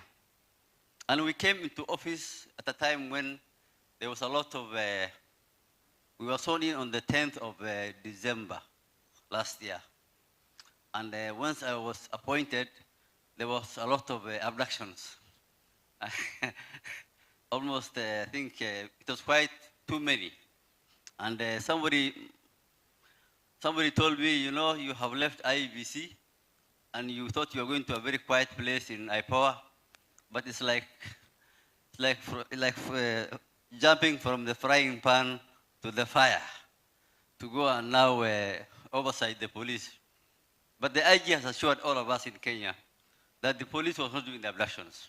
Police are there to arrest and take them to court and make sure that they are held account. I want to say that we thank very much the IG, because once I came into office and my new board, we talked to our staff, we got a lot of briefings, and one of the things that they told us was that there was a lot of resistance to cooperation from police, especially in the regions. And so we asked the IG to help that. He has issued a circular. Thank you very much, IG. We look forward to working with you, all of you, and I want to wish you well. I thank you very much. Thank you, Chair IPOA. At this juncture, I want to invite the Chairman, National Police Service Commission, to introduce the commissioners present and staff and make his remarks. Karibu, Chair. Thank you. Our Cabinet Secretary, Kipchumba Murkomen, our peers for Interior and National Government Administration, our Chair of the Parliamentary Committee, Security, IG, and all the senior commanders present, my colleague, Chair for IPOA, all senior officers here, all protocols observed, good afternoon. CS, allow me to join the queue in this very auspicious occasion that two great reforms are happening in this country.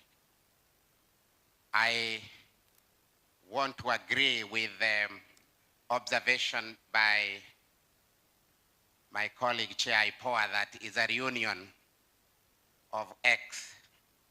And when you are X, you reunite, there is too much love and too much feeling of where did you go? Why did you leave me?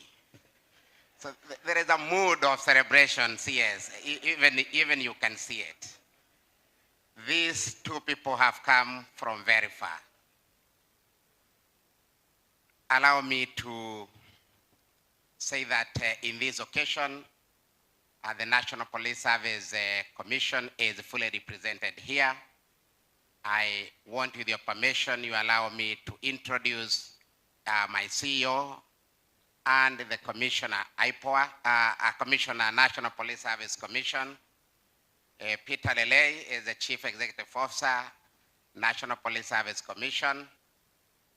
Commissioner Edwin Cheruget is a commissioner in charge of appeals, policy, and legal affairs. And we also came with our manager, legal, one of our staff. I saw her there, Wairimo, who has been in the technical committee preparing this document. As CS, I cannot forget that I also come from this region. And therefore, I have a duty on behalf of many leaders in this region, from Lunga Lunga to Kiunga, to invite you and welcome you here so that we can enjoy a weekend together here with you and your delegation. I want to just mention one thing, that having been there over the journey of reforms, I want to thank His Excellency the President for braving major and difficult reforms that in the past we have not been able to manage. One, under this administration, we got under his leadership, His Excellency the President initiate an array of financial independence and autonomy reforms in the National Police Service, which for long we had struggled with, and we have seen a lot of success and a lot of things moving faster than they used to move. Secondly, this one for today is again another major milestone. And as you can see, CS, the law had no problem as we have been taken through by SACA. All the provisions were there. I was part of putting Section 10H in the functions of Admission Police Service. That even as we transit to a new constitution dispensation, the Admission Police Service must render support to national administration. That has always been there. But the credit that goes to this government and His Executive President is getting that reform loading. And this has happened today. I think from the short documentary you have seen here, and you have seen the men and women who are coming into this a new unit that we have seen, the preparedness and the capacity to do the job is already there. It is not long. It's only about 10 or so years that the separation has been. And you know, CS, separation of 10 years with your ex, you don't forget how he looks like, how she smiles, how she gets angry, how she gets happy. So things are easy here. I can see the APs here. They know from this side. So it's going to be much more easier to get going. And one of the things from the National Police Service Commission that I've seen from presentation, I've seen two actions which I want to ask the CEO to schedule in our February commission meeting because they need commission minutes. One, we have to determine transfers of the first 6,000 to move from where they are to this new unit. I can assure you, CS, under my chairmanship and with the CEO here, that item will pass when it comes to the commission. The other quick action that I've seen there is for already approved establishment of the National Police Service under the APS. We need to review that establishment so that we can accommodate an additional strength of 19,500.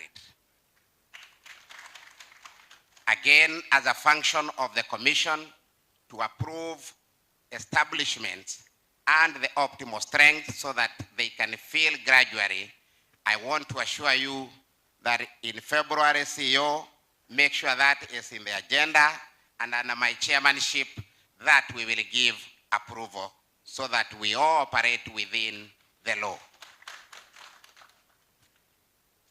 The how and the numbers and how you'll absorb them is upon the command.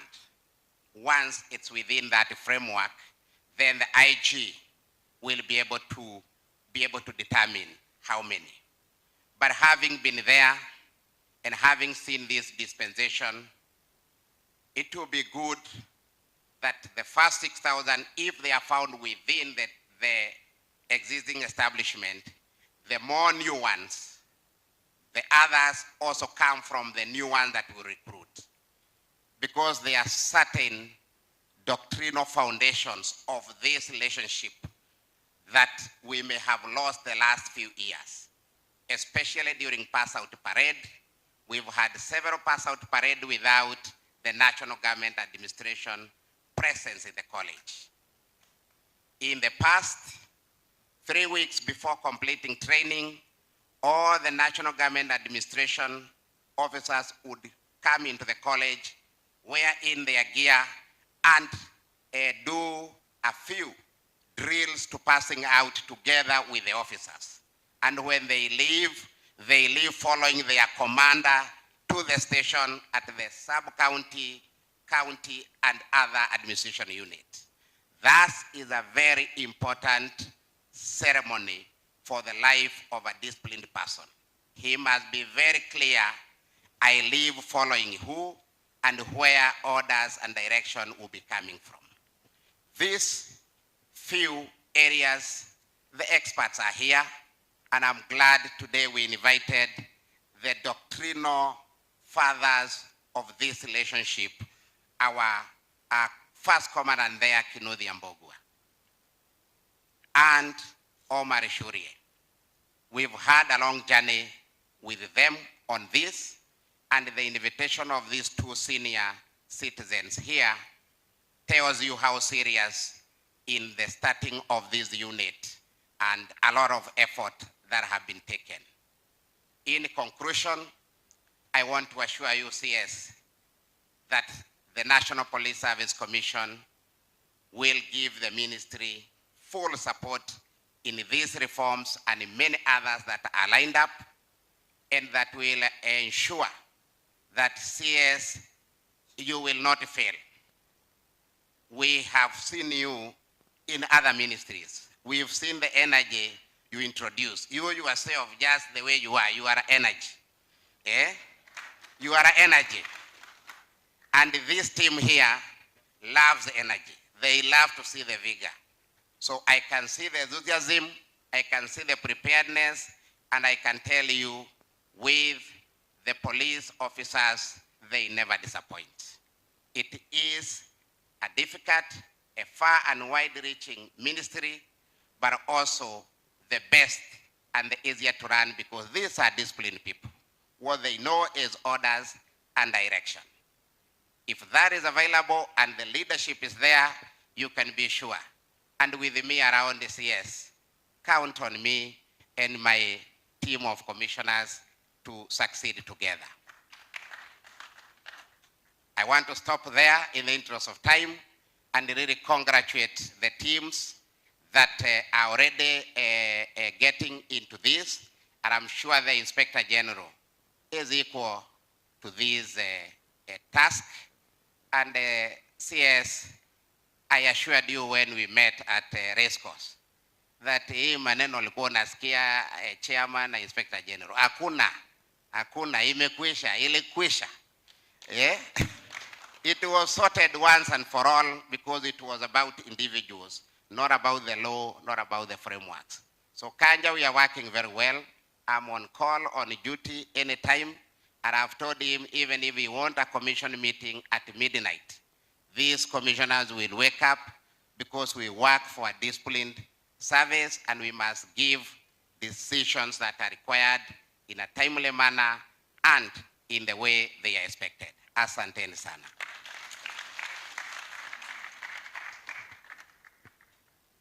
Thank you, Chair. At this juncture now, I want to invite the Inspector General of the National Police.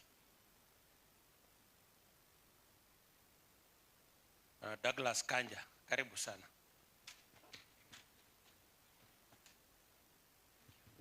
Thank you very much, my good friend.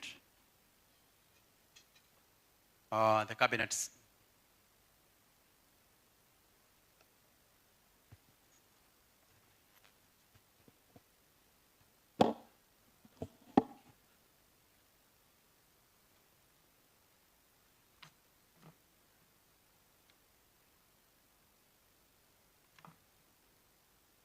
Thank you very much once again.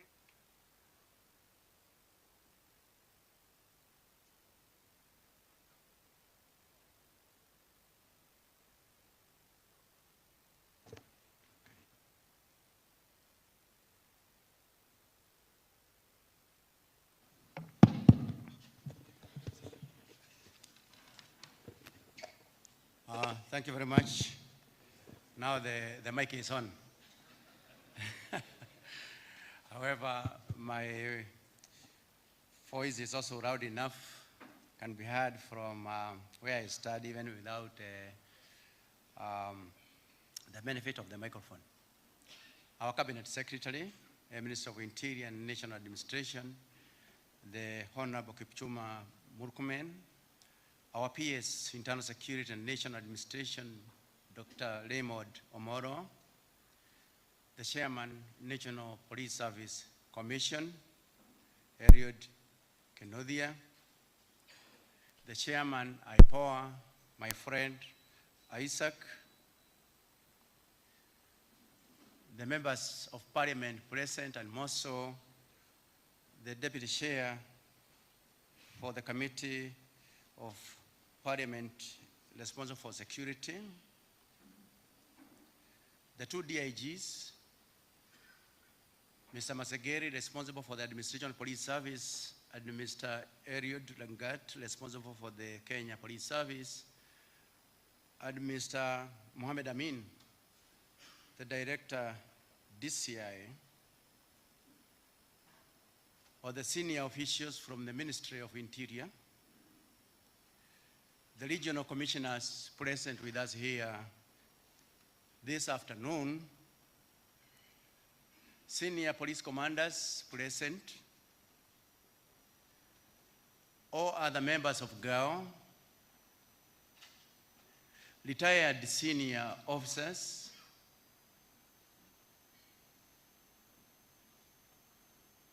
invited guests, members of various security and intelligence committees with us here this afternoon, distinguished ladies and gentlemen, good afternoon. Our Cabinet Secretary, sir, we are deeply honored to have you grace this very important occasion, which doubles up as a culmination of a week-long conference for senior administration police service officers, and also a ceremony for the launch of the National Government Administration Police Unit, NGAPU. Your presence here today, and also the strong government delegation in this meeting, underscores the goodwill, commitment, and the professional stewardship that the ministry is privileged with us as we all work to lead our respective services to Mwananchi. As members of the National Police Service, we really appreciate the support that we continue to receive from your office and the cooperation from other sectors of the government. Earlier in the week, I engaged with the Administration Police Service senior commanders during the conference that is just being concluded today, where we discussed a number of issues that can be improved in the overall National Police Service transformation agenda. We also reflected on the journey the police service has had this far, highlighting the gains made, the challenges encountered, and the opportunities that are untapped. As we endeavor to become a well-grounded 21st century professional police service, by and large, the National Police Service has been dutifully firm and unwavering in patriotic discharge of its mandate.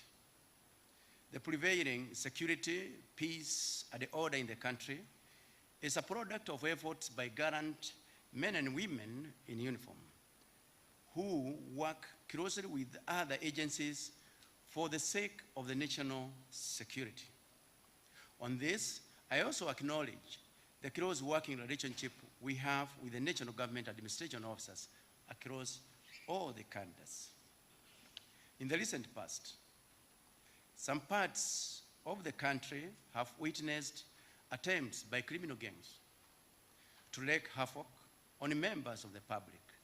In the coast region, for example, Paga Boys and other infamous gangs have been subdued by police officers, and several of its members are currently being processed before the courts of law. Such criminal elements, alongside other offenders, must have their day before courts to curb the menace. The National Police Service remains totally alert, unwavering, and fully committed to protection of life and property, as well as rights and freedoms for all persons in the country. In so doing, I call upon all police officers to be resolute and to render policing services without fear or favor. All offenders must be brought to account for their acts and omissions as provided by the law. I also urge all Kenyans to continue abiding by the law and to support security agencies as need be. Finally, I reiterate the National Police Service readiness to support other government agencies as we deliver under the whole government approach. The goal is to address issues and provide solutions to the various challenges that we face as Kenyans. In this regard, the launch of the National Government Administration Police Unit will provide yet another nexus for collaboration. I thank you. And maybe just before I conclude, let me also mention that going forward in the reform agenda of the National Police Service, we have a Veterans and Foreign Hills Bill that is already being looked into by our legal teams. And this is an area that I'm sure the CS is also going to discuss, the PS is going to discuss, because that is what is going to link us with the present and even those who are there. Because even in other democracies that we have seen, for example, trainers of newly recruited officers is done by officers who have retired from the service. But in our case, that does not happen because we don't have a rule, a regulation, an act that can be able to guide us in that direction. And that's the reason why, personally, I'm very happy that all of us, we are here, together with the members of parliament, who will eventually have the bill to table it in parliament. And that is a way that will deepen the reform agenda in the National Police Service. And finally, for all the officers who have been promoted on merit in the National Police Service, they are all required to attend a development course so that now they can actually be prepared to serve at that level. Because my belief is that an officer who is well-trained led us the service from a point of knowledge. So we are calling upon for all those who have been promoted, we request the VIPs to release them so that, as per our program, so that they can be able to attend that very, very important role.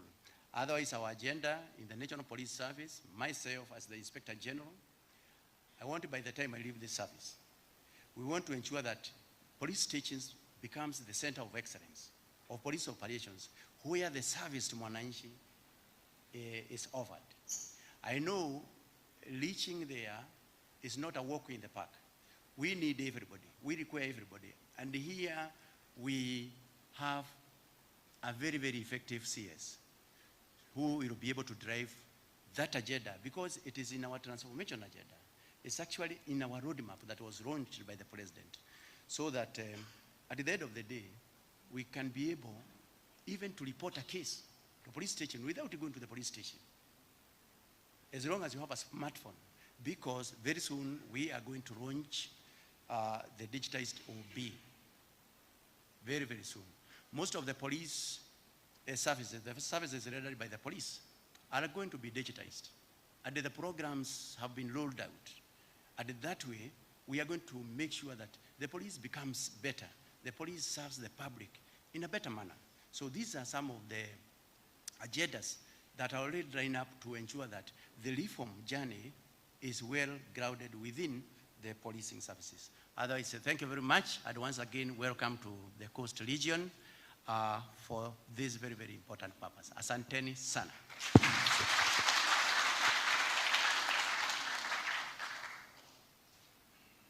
Thank you, Wanaiji. I want to terminate there, sir, and want to invite, but before I invite her, the past national administration. My name is Jacob Narengo. Maybe people are wondering who is this Jacob Narengo. For the time being, he's the Secretary Internal Security. Welcome, Madam Pass.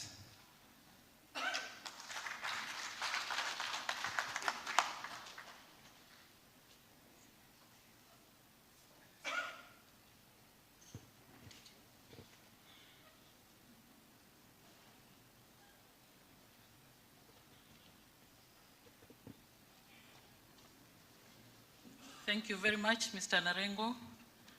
Our guest of honor is a Cabinet Secretary, our Principal Secretary, IG, National Assembly Chair, in charge of National Security, Committee on National Security and National Administration, all chair, CEOs, DIGs, and all my colleagues in service. Good afternoon.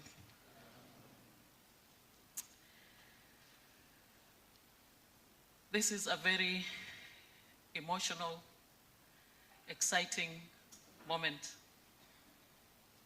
for us all, for the twins that were separated and that are successfully coming back today.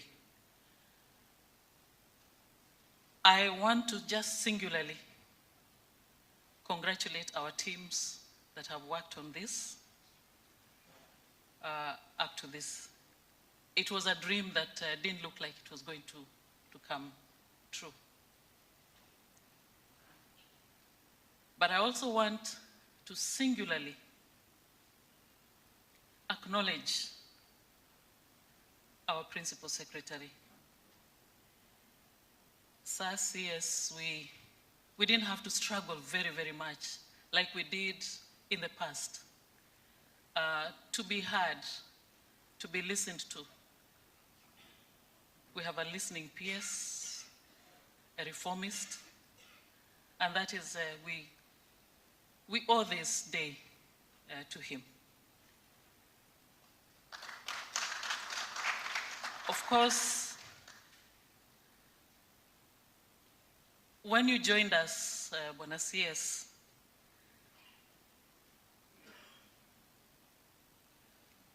we were extremely excited when we first heard you. Not what we knew from your other duties, other duty ministries, but when you came to us, you just blended in and fitted in.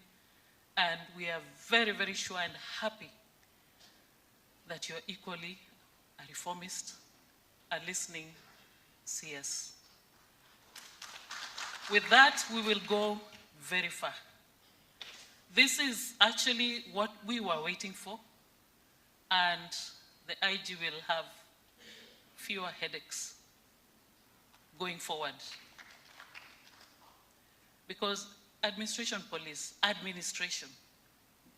these are administration police. If you like, administrative police. And administrators who really is the administration of the country. have been, even from the history that Masood took us through, Siamese twins, been joined at the hip. And so coming together definitely after 15 years,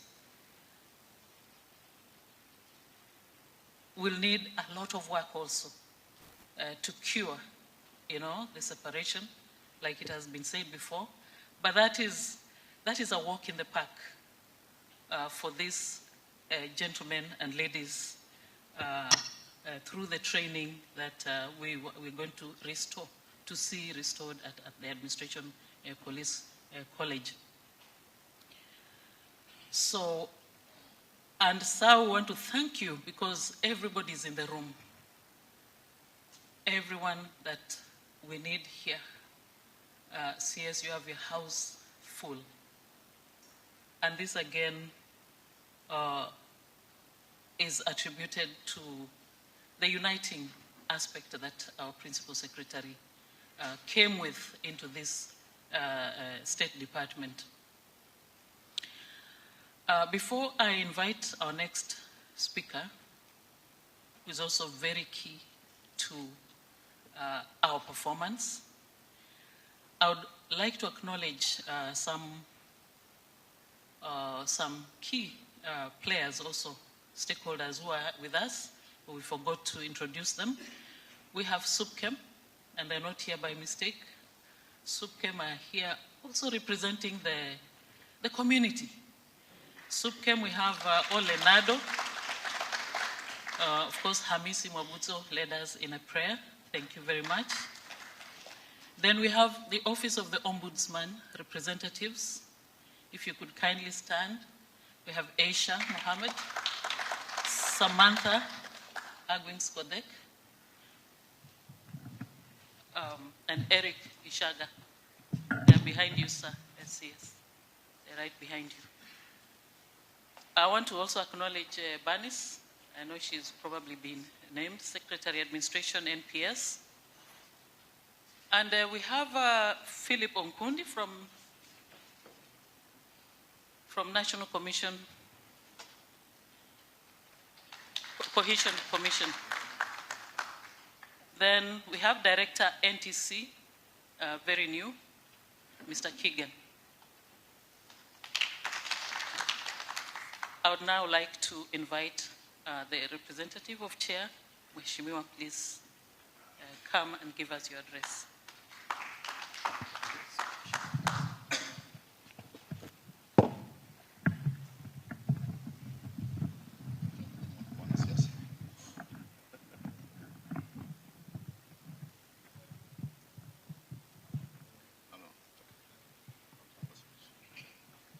Our Cabinet Secretary, Ministry of Interior and National Administration, our PS, IG, both DIGs, Clerk of the National Assembly, Chairpersons of the various commission, IPOA, regional commissioners present, ladies and gentlemen, good afternoon. Let me start by acknowledging the presence of the Clerk of the National Assembly, Mr. Njoroge. Tumpigie makofi.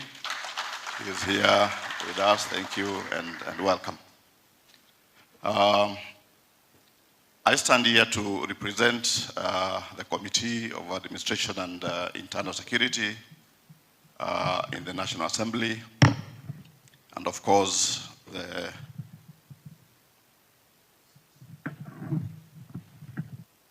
I'm a politician. For the time being, you can just keep it off. I don't have any notes, kindly.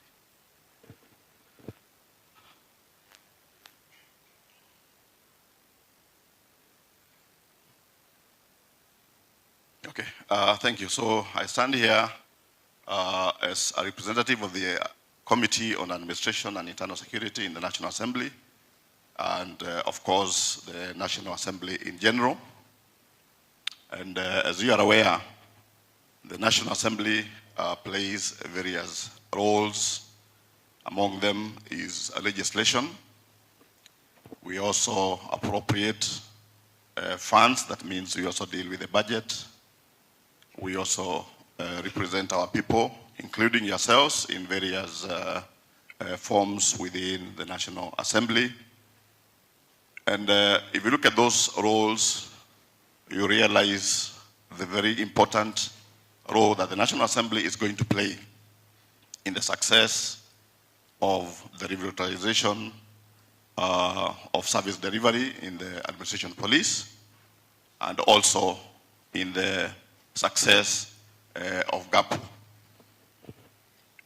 In the course of our responsibility in the National Assembly, we have interacted with yourselves, police officers, administration police, and National Police Service in various capacities, right from the IG to the lowest level. And I want to say that we do recognize the very important role that you play in this republic, in the provision of security, maintenance of law and order. And probably at this juncture, I want to thank you, the IG, and the entire security officers. On the 25th of June last year, were it not for the security officers, the police officers, putting a life in the line, the National Assembly would have been a bloodbath. Many members of parliament would have been killed on that particular day. And indeed, this nation called Kenya would have turned into something very different. So I want to thank you. Just clap for yourself. Help me to clap for yourself, because you did play a very crucial role, and we want to recognize you for that. While we play our role in terms of budgeting, we're also the ones who are fighting for you. The last salary increment for the police officers, which have taken forever, we are the ones who went into the budget, and we had to make cuts from all over to ensure that we get some money to be able to put into your salary increment. In the course of interacting with you, we are aware of the living conditions that you live in. We are aware of the challenges that you face in terms of even equipment, and indeed, sometimes even when we are talking with the PS and even the IG, when they come asking for budget, we actually feel for you. And I want to stand here and assure you that as a National Assembly, we are going to do our best to make sure, because we are pushing the government, for example, on the issue of housing. The police housing has to change. The conditions that you live in, really, it's a big sacrifice for this nation. And the government needs to do something, Bwana CS, for our officers. We'll also look into other areas, providing equipment and all that. So, on the issue of GAPU, we also represent the people out in the village. And as has been said by Isaac, initially we had the provincial administration, and whereas the new constitution brought in some change and the merger of the police into the National Police Service, we removed the police from the provincial administration. It is the Mwananchi who has been crying now, because every other time a crime has been committed and they report to the chief. The chief will say, I have no command. The police officers under me, they will not respond. You have to report to the OCS. It's a back and forth. And so security situation in our villages has actually deteriorated. So the issue of GAPU is something that we have been fighting for. We have been talking with the PS every other time. It has been a national anthem of the committee, because we really wanted it back, so that what was envisioned in the Vision 2030, the issue of police and community working together to ensure we are able to provide security, we'll be able to bring it back. So I want to give assurance that for us in the National Assembly, we also are aware that we need officers to be put in GAPU. We are aware there has not been recruitment for the last 3 years. There is actually a big gap. Of course, there are police officers who have retired. There are some who have passed on. There are some who are ailing, and it means the force is being depleted every other day. we are actually pushing not just recruitment of 5,000, and Kenodia here has the chairman, National Police Service Commission, needs money for recruitment. We have been saying we want 10,000 for a start, and I think that's where we need to go. I want to assure you as the National Assembly, we are going to do our part to provide funds so that we can be able to do the recruitment, to be able to give money again to the Inspector General and the National Police Service so that they can be able to do training, and we are able to proceed like that. So for me, let me just give assurance. You may need legislation for some of these things to be able to work. The National Assembly is in place, and we assure you of our support as a committee and the National Assembly. When it comes to budgetary and bonuses, let me say it here, we'll also need cooperation from the executive, and that is the Treasury. Because I think we have a traditional way of budgeting that has been kind of a problem, that they come with tailor-made budget. Even when the committee wants to push that we need funds here and there, you go back to Treasury, they want to go back to whatever they have decided. We need to change it so that when we say we need money for officers, we are able to provide that money because we have met the IG and all the others, and it is us who are more or less understanding the problems that we are facing. So on behalf of the National Assembly, let me assure you of our support to ensure that the revitalization in the Administration Police Service and indeed in the entire National Police Service, and also the success of NGAPU, where now security, mashinani will be provided. We as members of parliament, through CDF, we are also out there.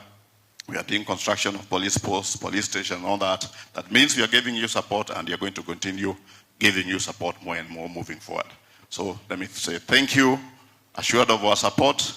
God bless you, and we hope that all this is going to be successful. Thank you. Thank you very much, Mheshimiwa. Sas, yes, when I stood, my colleagues here were over there as well. They were looking at me with a lot of expectation. I think they were expecting a very big speech from me for obvious reasons. But today it's just emotions. I actually am shedding. I'm shedding a tear. I'll break the protocol for once. Na walimu wangu wataniruhusu tu. Walimu wangu, our elders. And sir, for your information, we also have elders. Kwa upande huu, we have a number of elders. We just forgot to invite them. But I think Kate and myself and a few others, and even Commandant Bugwa, can join me in representing them. Just to say that we are happy to be elders. We'll even be happier. We are happier now, and we're very comfortable. We were very, very uncomfortable with the way the country was going. The state, of insecurity. But today we are very, very sure, and we'll be happy to go home to safety, to effective chiefs and assistant chiefs, well supported, well covered, to secure this nation and to maintain peace. We've done it before. We've done it before. Most of us sitting here do remember. I know when the chairman posed the question, were you, I think it was Isaac, do you remember the days of provincial administration and administration police? I think most of us here do remember. And we are going back there, but even better, better prepared. And the protocol I'm breaking is just to request maybe the exceptional CS to give a standing ovation to our Principal Secretary, Dr. Raymond Omolo, as he comes to make his remarks, and also invite our CS to make his remarks. Kwanza, NGAPU hoye! NGAPU hoye! Hey, jameni. That is a protocol I'm breaking. Mimi naenda nyumbani, so I'm allowed. NGAPU je? Ngao?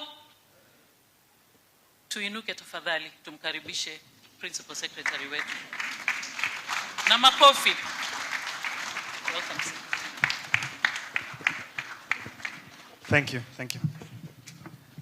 Let's be seated.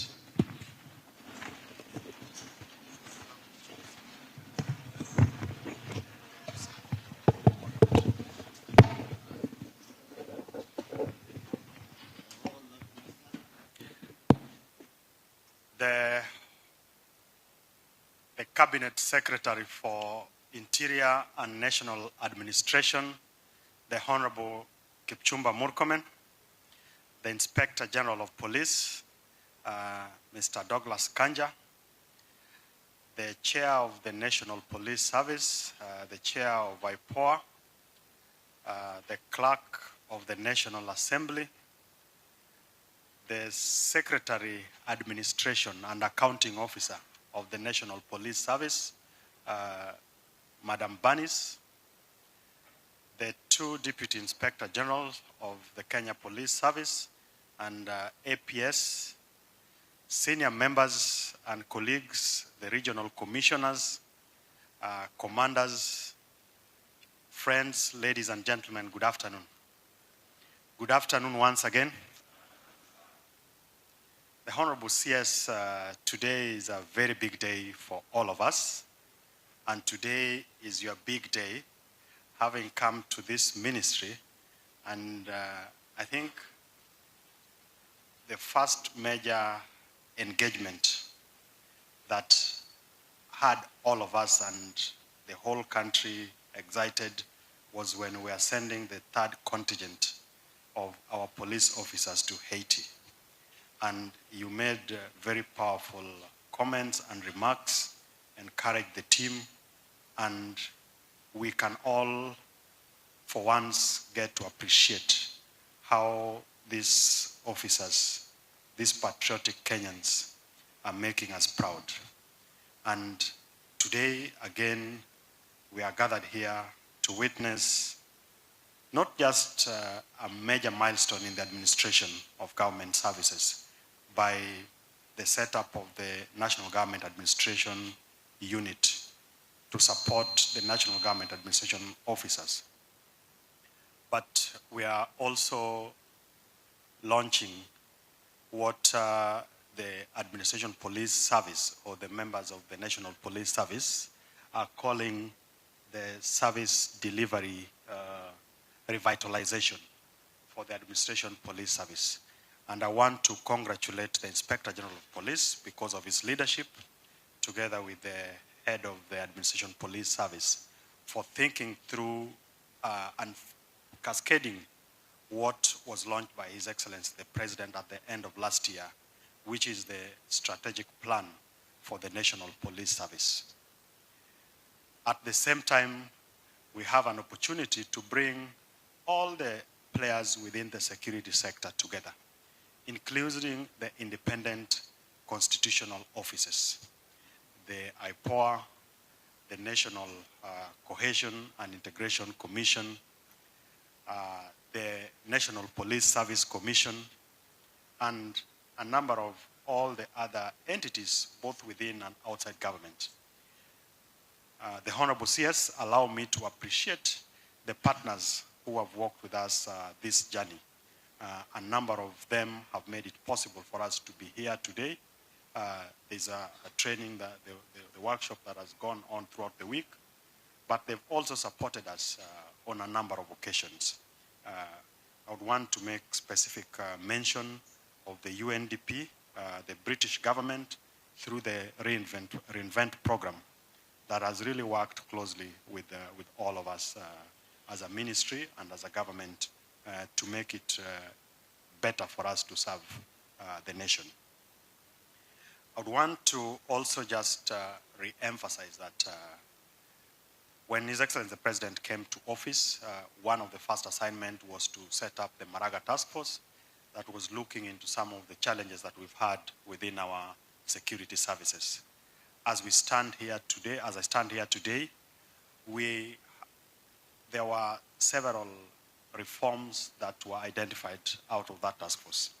And one of those reforms was on issues to do with administrative reforms. To date, we have implemented 76% of those administrative reforms, which also touch on some of the things that Honorable Kahangara has spoken to, and we appreciate the Honorable Kahangara and the committee that he serves in, which oversights us in Parliament. And I also want to, in a special way, also appreciate the Clerk of the National Assembly because he continues to partner with us and support us. Because this is your day, I would have gone on and on, but allow me just to mention two things before I invite you to speak to all of us. Is that within the National Police Service, we have the Administration Police Service and the Kenya Police Service. And the team has gone into great extent to speak to the history, particularly of the Administration Police Service and the coming together with the National Government Administration so that we can better bridge the gap that exists in policing, and particularly the aspect of community policing, so that the public begin and continue to look at us as part of them, so that then we're able to have better relations and engagement and ability to resolve conflicts as and when they arise, and also to embark on peace building. My last point is, what are the expectations for the Administration Police Service and also the new unit? And the structure has been well enumerated. There are certain things that you will be able to pronounce yourself on, and our role as officers who support and serve with you as our leader in the ministry is that we'll be able to take those directions forward so that we deliver for His Excellency the President, his administration, and the people of this republic. With those many remarks, may I ask that we be all upstanding as I invite the Honorable Cabinet Secretary to speak to us. Karibu.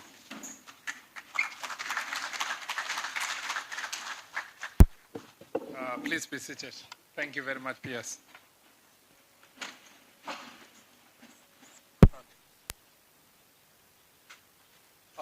Thank you very much, PS.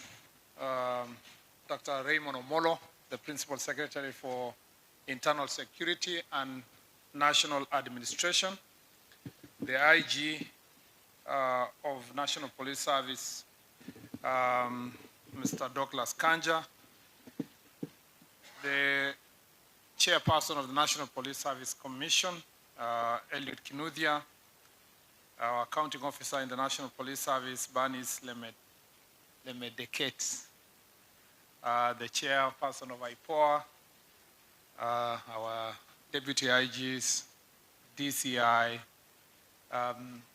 commanders, commissioners, regional commissioners, county commissioners who are here, senior officers who are all here, including, and more importantly, our veterans who are here. That is Governor, Comptroller, Commandant, Kinuthia, DC, PC, including, if you really have served your country to that level, you must be very proud of yourself. I hope you are writing a book, Mr. Kinuthia. Yeah. Mr. Shurie, who is here, also one of our veterans, who are here again. And Commandant Chief Kaitani, retired also, who are here, who are all veterans on that part, and the veterans on the side of the administration. Ladies and gentlemen, good afternoon. Good afternoon once again. First of all, you look for us who have been working with civilians, you look very scary. You know?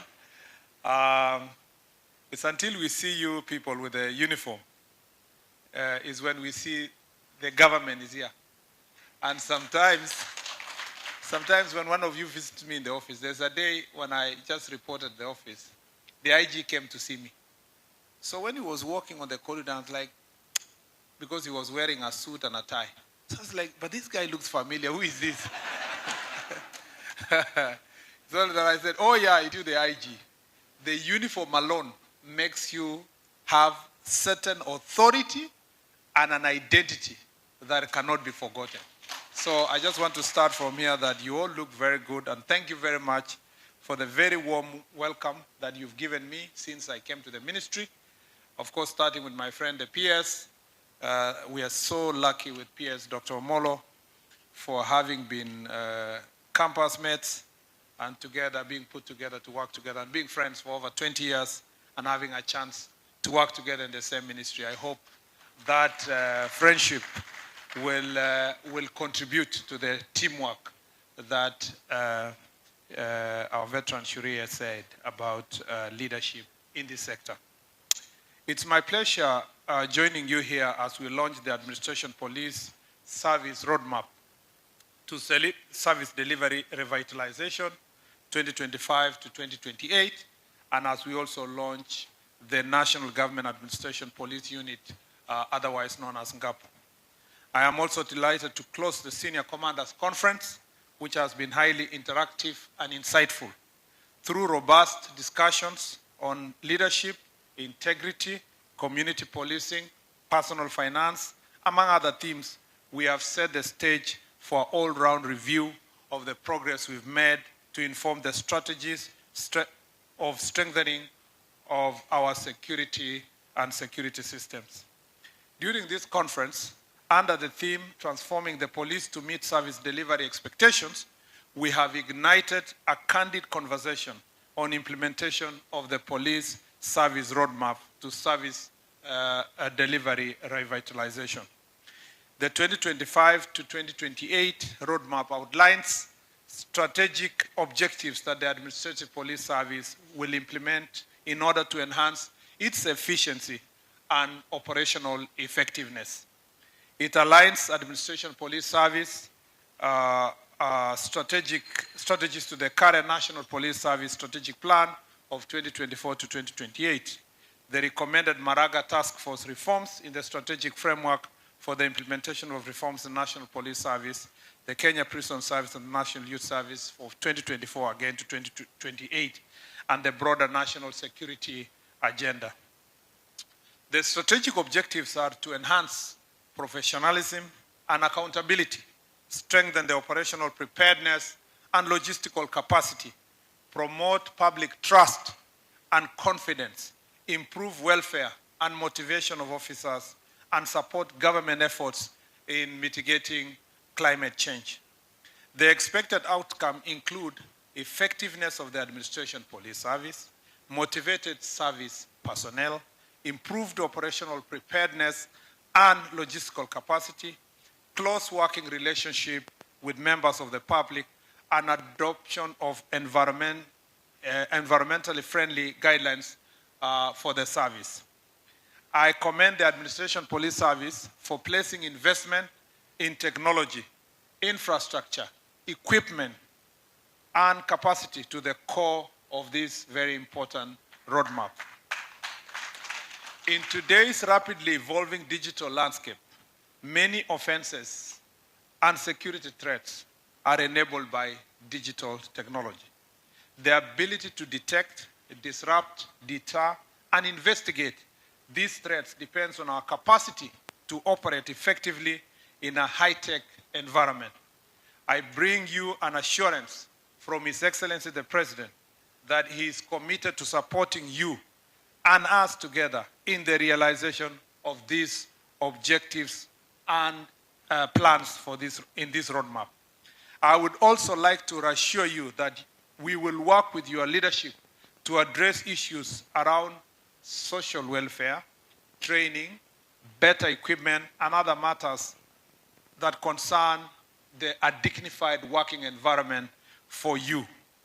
Ladies and gentlemen, the government is fully cognizant of the fact that the Administration Police Service is an invaluable component of the security infrastructure in this country. Your contribution to the silencing of the guns in the North Rift and other parts of the country which have been prone to banditry is highly commendable. And I want to really commend you for the good job you did as Administration Police Service, together with your colleagues in the entire National Police Service. You have been extremely instrumental in dealing with issues of cattle rustling. We have had, instances of recurrence, of small recurrence here and there, but I'm very happy working together with the IG that we are dealing with these issues. And small bits of problems here, the other day in Samburu, yesterday in Elgeyo Marakwet, the other day in Baringo, but I am very confident that this is the last part of the work we are doing to make sure that we get rid of all these elements that have terrorized the citizens of this country for many years. And to demonstrate the work you've done and the effectiveness of this work, it's extremely encouraging, even after the attack yesterday, a small area there in Kerio Valley, that it is the members of the public from both sides of communities that are giving us names of specific individuals. And they are saying, go for these individuals, because they have come to trust the police officers, and they have come to trust that we will work and make sure that we get rid of these problems. You have also been instrumental in our fight against the terrorism, stabilizing disturbed areas, and securing Kenya-Somalia border. The government applauds and appreciates your effort in this endeavor. The history of the Administration Police Service is long. It's been shared.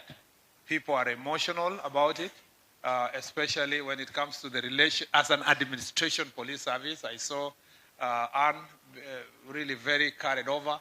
I saw the national for Ms. Ngetich. She was comparing this reunion to twins coming together.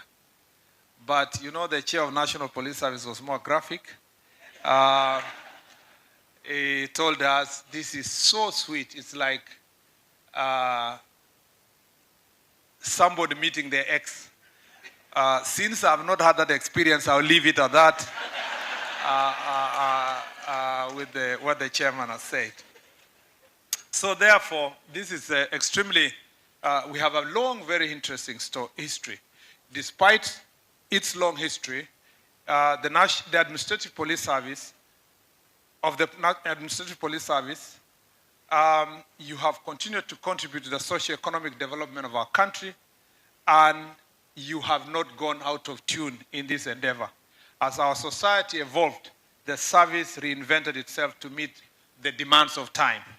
The colonial power enacted the Village Headman Ordinance in 1902 to help bring the so-called native areas under government control.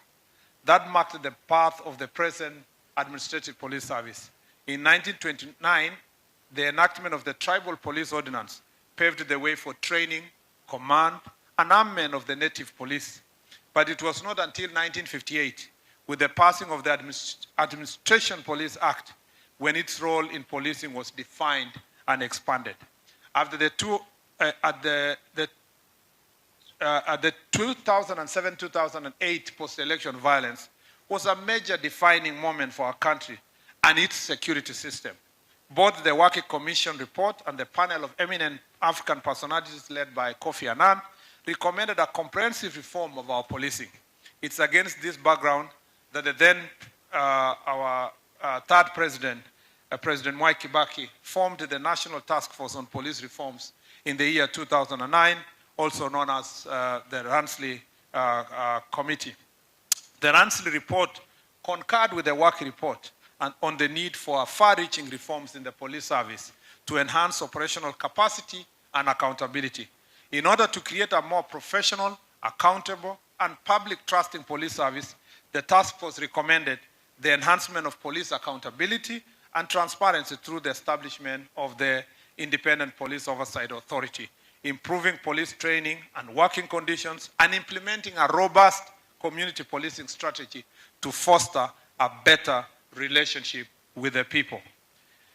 The recommendations informed the establishment of the remodeling of the Administration Police Service under the Constitution of Kenya, Article 243, 2B, in 2010. There have been numerous security sector reforms since the promulgation of that constitution, including the 2018 restructuring of the National Police Service and implementation of the recommendation of now ongoing recommendations and implementation of Maraka Task Force report. Some of the reforms that were informed by the Maraka report carried out under the leadership of my predecessor, His Excellency the Deputy President, Professor Kithure Kindiki, and the PS here, Dr. Raymond Omolo, including the ongoing digitization of the police operations and salary increment of the lower cadre of officers of up to 20% effected last year, July, an additional 10% increment is also set to take place this year. The police service will also receive 3,000 new vehicles this year in order to improve their working conditions. And this will not only go to the police service. We are going to do it together. In fact, His Excellency the President, before I came here, said that he's working on increasing the vehicles to be 5,000 because we must take care of the NGAO officers up to the lower level. The police service and so will be receiving the same, including also improving the working conditions through the investment on new equipment within the next 2 years. The Maraca Task Force report also recommended the establishment of structure through regional, county, police division, sub-county, and locational formations to ensure that the National Police Service supports the national government administration in the performance of its security functions through deployment of general duty officer with clear command and reporting structures. Today, we are launching the National Government Administration Police Unit NGAPU to fill the gap in our security setup pursuant to Section 10H of the National Police Service Act of 2011. The main role of this unit is to support government agencies in enforcing their administrative functions, especially in conflict management and peace building. This unit will go a long way in supporting the national government administration officers across all administrative units in the country to enforce government directives, effect policies, and in maintaining law and order. The unit will especially come in useful when GAOs are engaged in such duties as settling land disputes, managing intercommunal conflict, and in fighting alcohol and substance abuse. The work of this unit is cut out. There is an immediate need to support other security organs in confronting security challenges threatening law and order. And maybe just to emphasize this, I was, over Christmas, I was at home with my chief, and the chiefs of the neighboring, within the division came to visit. And one of the things that they really graphically, and I was asking them because where I live, there is a den of Changa at some corner. So I was asking the chief, why are you unable to deal with this issue? You know, why are you totally unable? So she tells me, first of all, we don't have a police station around here. So the police station is a bit far. The administrative units are such that we are still working on bringing them closer. But number two, told me that even if I wanted to deal with this den of Changa, how will I do it? I live here, and I do not have the capacity to be able to do this. The police station is far. The police officers are strained in the work they do. So he says, she told me, her and the pastor around, they have just become preachers. They just preach to people without the ability to, and the teeth to bite. So this kind of support is extremely important. And in some cases, you know, the police officers, the chiefs and assistant chiefs have been attacked. We all know that in conflict-prone areas and where people have land-related conflicts, if the chief does not have the capacity and the ability and the team to work together, they will not be able to deal with such situations. And again, by the time you are mobilizing police officers who are also strained in other work to come all the way to that locality to help, it becomes extremely difficult. And therefore, I think that this is extremely important. And we want to thank His Excellency the President for giving this direction and making sure that, and for the leadership which was in the ministry before, led by the Deputy President and the PS here, for having moved in very fast to implement that presidential directive to make sure that we have this unit established. I thank you, IG and the DIG and the team for actually making this possible. This is extremely transformative. It is really transformative. And I want to say we truly support. I was thinking, IG, that in line with this kind of transformation, I think we need to find also a place for the NPR around this concept, then the NPR officers. We want all the NPRs across the country to be able to have clarity of command in terms of the persons they are going to report to. And I think this is the place that they are going to report to. And that is extremely also important for us. I think, has it gone off or something? Yeah, you will help me, Muthoni. So that is really what is extremely important for us as a ministry. If we do not reorganize the NPR, because they live within the community with the police, we need to find a way they will be directly linked to this unit that has been established. And I want you to think through around this issue to see how they can be held accountable. Thank you, IG. Thank you very much. You know, I speak from experience. You know that. As a person from Kerio Valley region, this is a consistent daily conversation that we are dealing with. Let me use this opportunity also to raise an issue that the IG you have mentioned. We have also noted with deep concern a surge in criminal gangs that are mostly financed by politicians to intimidate, harass, and suppress their opponents. These gangs are armed with weapons such as crude weapons. And such gangs are now providing in court security to leaders as they terrorize opponents in a show of might.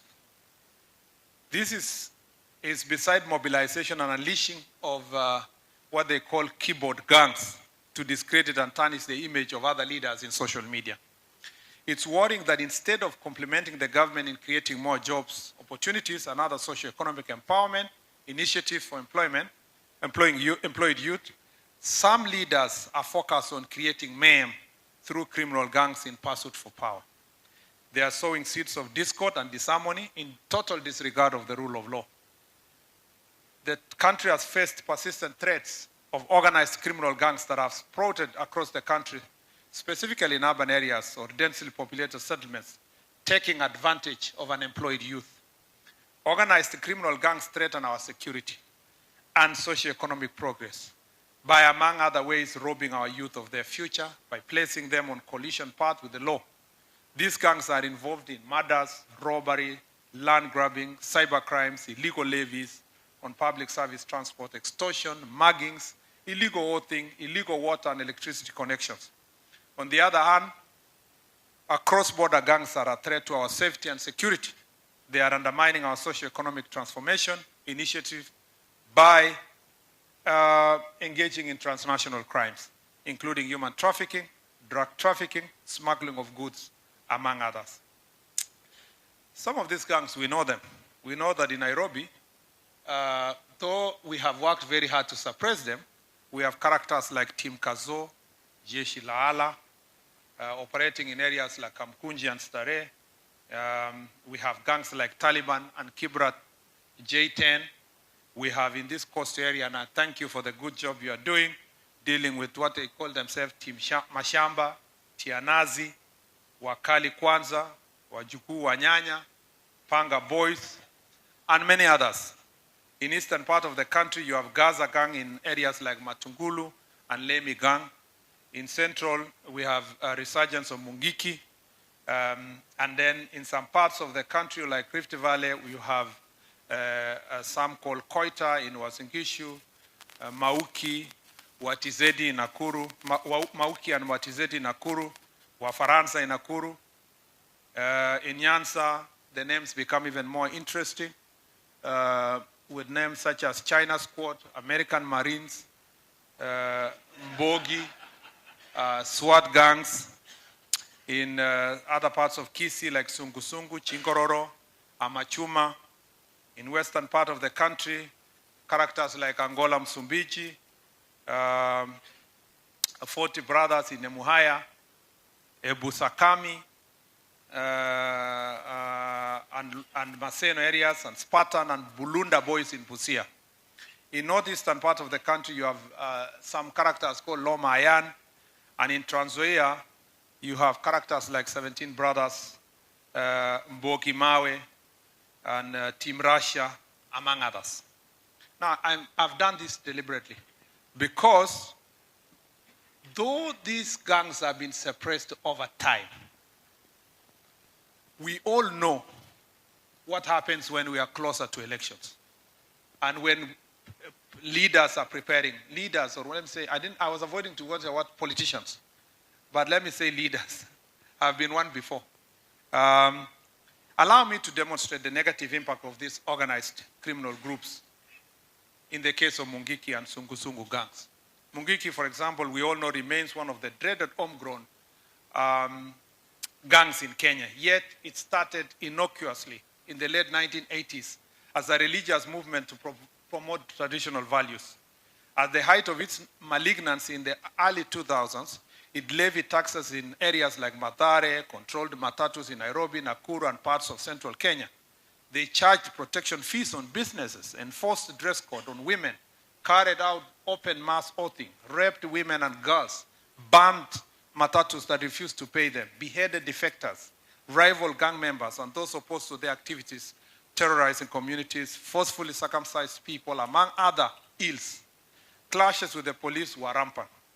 Thousands of youth were members of this group in 2000 until around 2010. Individuals and communities are still scared from these criminal activities and group. Many youth wasted valuable time, leaving a legacy of unemployment, imprisonment, mental health challenges, and despondency. Sungusungu gang started as a community policing initiative in the early 2000s, but slowly morphed into a criminal gang. It perpetrated many human rights abuses, including assaults, public execution of crime suspects, setting alight older people they termed witches, and charging protection fees. The horrors of Mungiki and Sungusungu gangs must spur us to nip any criminal gang in the bud with resolve and vigor. To achieve that, we must enhance the intelligence gathering, carry out awareness campaigns against the membership to this organization, prosecute members and financiers, in addition to establishing more security presence in the affected areas. Kenya is a democracy where fair competition for position is guaranteed in law. Using gangs to gain undue advantage on the ballot runs counter to democratic ideals and leads to violence and bloodshed. It was out of such criminal gangs and incitement from politicians that our country plunged into chaos in 2007-2008. I have issued instructions to the Inspector General of Police to work tirelessly to make sure they track, crack down, and dismantle these criminal gangs with immediate effect. Public servants, including Ngao and police officers who will be found abetting these crimes, will be sacked and charged. On the other hand, politicians or financing or benefiting from the activities of these gangs are equally culpable. Irrespective of the office they hold or social status, we will prosecute them. I call upon the police to carry out thorough investigations to secure their conviction. We must act swiftly and decisively against these gangs because history has taught us that the price of doing nothing is catastrophic. I wanted to use the occasion to really tell you this because the other day I passed through Kitale a few months ago, and DIG Masengeli, you come from that region, yeah? Thank you very much. Kitale is not the Kitale, the place I schooled, you know? A small meeting, even a funeral. A family is preparing to bury their loved one. And suddenly, because one politician has come with his own gangs, another one comes with their gangs, there is fight in a funeral, family members are scattered, you know, they cannot bury their loved ones. And so, we cannot live in such a country. It's not possible. It is absolutely not possible. If you are unable to persuade the people of Kenya to vote for you, we will not help you by looking the other way to enable you to create criminal gangs to terrorize your opponents and terrorize innocent civilians. I think IG, going to these next elections, and as we prepare for the same, it's important from the word go to make sure that we have a country that is a country of order. Thank you, IG. There is also the disease of provocative talk and ethnic profiling that is disguised as criticism of the government and political opponents. This will not be tolerated. As an administration, we are open to constructive criticism, including myself and the ministry, on service delivery. Indeed, it is the right of citizens to hold us accountable.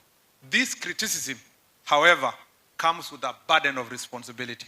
We cannot afford ethnic or other form of violence masked as holding leaders into account. The government will bring the full force of the law to bear on anyone stoking negative ethnic sentiments. Mmenisikia hiyo kweli? I don't want you to fear anybody. I announced to the country that once I came to this ministry, behold, the old is gone, the new has come. You know that I can now not behave like an ordinary civilian. I have responsibility in terms of my association, my conduct, my utterances, and so it is important for all of us sitting here to be completely impartial in dealing with cases and utterances that may lead to ethnic tension. The idea that when a politician stands on a podium, instead of criticizing a public servant for who he or she is and for what she or he is unable to do, they start saying, oh, so-and-so, his community. How is my community related to my competence or incompetence? It's important for leaders to focus on the individual. The individual as a person, criticize them for who they are, fault their performances, and deal with it instead of lumping together an entire community and try to create provocation, especially in parts that in the past have had issues with ethnic provocative words that come from leaders. I wish to remind all leaders on the provisions of the Constitution and our laws, which include the NCIC Act, the Penal Code, the Prevention of Organized Crimes Act, the Cyber Crimes Act, the Proceeds of Crimes and Anti-Money Laundering Act, the Counter-Terrorism and Prevention of Organized Crimes Act, and the Prevention of Terrorism Act. All these acts, we will invoke all of them whenever necessary to make sure that we bring all these menaces to a stop. As a ministry, we call on all citizens to abide by the law in their exercise of freedom of expression and other rights, and to be fully aware of the interface between their rights, responsibilities, and the rights of others. Article 37 of the Constitution grants citizens the right to protest and picket on condition that they are peaceful and unarmed. As a government, we will always protect the enjoyment of this right on all other civil liberties provided for in our Constitution. I wish also to make it clear that we shall protect and defend our police officers from criminals and thugs purporting to be exercising their democratic rights through protests. Any Kenyan protesting in the streets of our towns and cities or in the villages while armed with stones, clubs, or pangas are putting our law enforcement officers and law-abiding citizens in danger. Appropriate force will be used to contain them and restore law and order. Physical attacks on our security personnel leading to injuries and even death erodes the trust and confidence the citizenry have on our officers. We will therefore not spare any effort to protect the safety and the authority of our police officers. There is no way anybody would have been protesting peacefully, then cut the hand of a police officer. There is no way. That is not a protest. That someone was protesting and stoned a police officer to death. By the time we see you coming with a gun or a machete, or a gun, a stone, or a machete, or any other weapon, we already know you are not a protester. You are a criminal. And the respective force must be used to protect. And we will defend our police officers as they use that force to deal with criminals. We will defend them in the land, we will defend them in the sea, we will defend them in air, and we will defend them in courts. We will not allow criminals to roam around our cities and towns and pretend to be exercising their civil liberties when indeed they are criminals who have been hired and are part of the gangs I talked about, ready to be deployed by political leaders to pretend to be joining citizens who may have genuine grievances, but infiltrating those groups to cause mayhem and harm. We are not going to allow that, and we will defend our officers because they defend us. The reason why we are sleeping in our houses is because these police officers are putting their lives in danger. We will also be ready, and as a cabinet secretary, I'm ready to defend them to make sure that our country is safe and our police officers are safe. As a government, we cannot deny that there could be a few rogue elements in the service who may abuse power or engage in criminal activities. The reforms in our security sector have provided effective safeguards against such excesses and abuse. The Internal Affairs Unit, established under Section 87 of the National Police Service Act, receives and investigates complaints against police officers and plays a crucial role in enhancing accountability. The Independent Policing Oversight Authority has also helped in implementing its mandate to raise the standards of discipline and professionalism in the police service. With this level of oversight, our police service will certainly get better and better.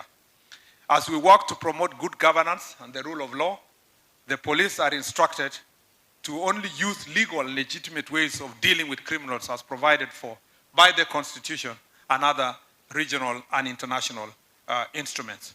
And as such, in protection of our police officers, I want to say this, IG, that I appreciate the reforms, and thank you, PS, and the team that have been working on the draft bill on veterans.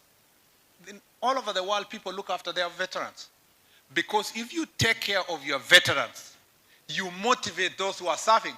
Because they know that if they serve with vigor and commitment, they are not just being thrown away and said, you are retired, forget about you.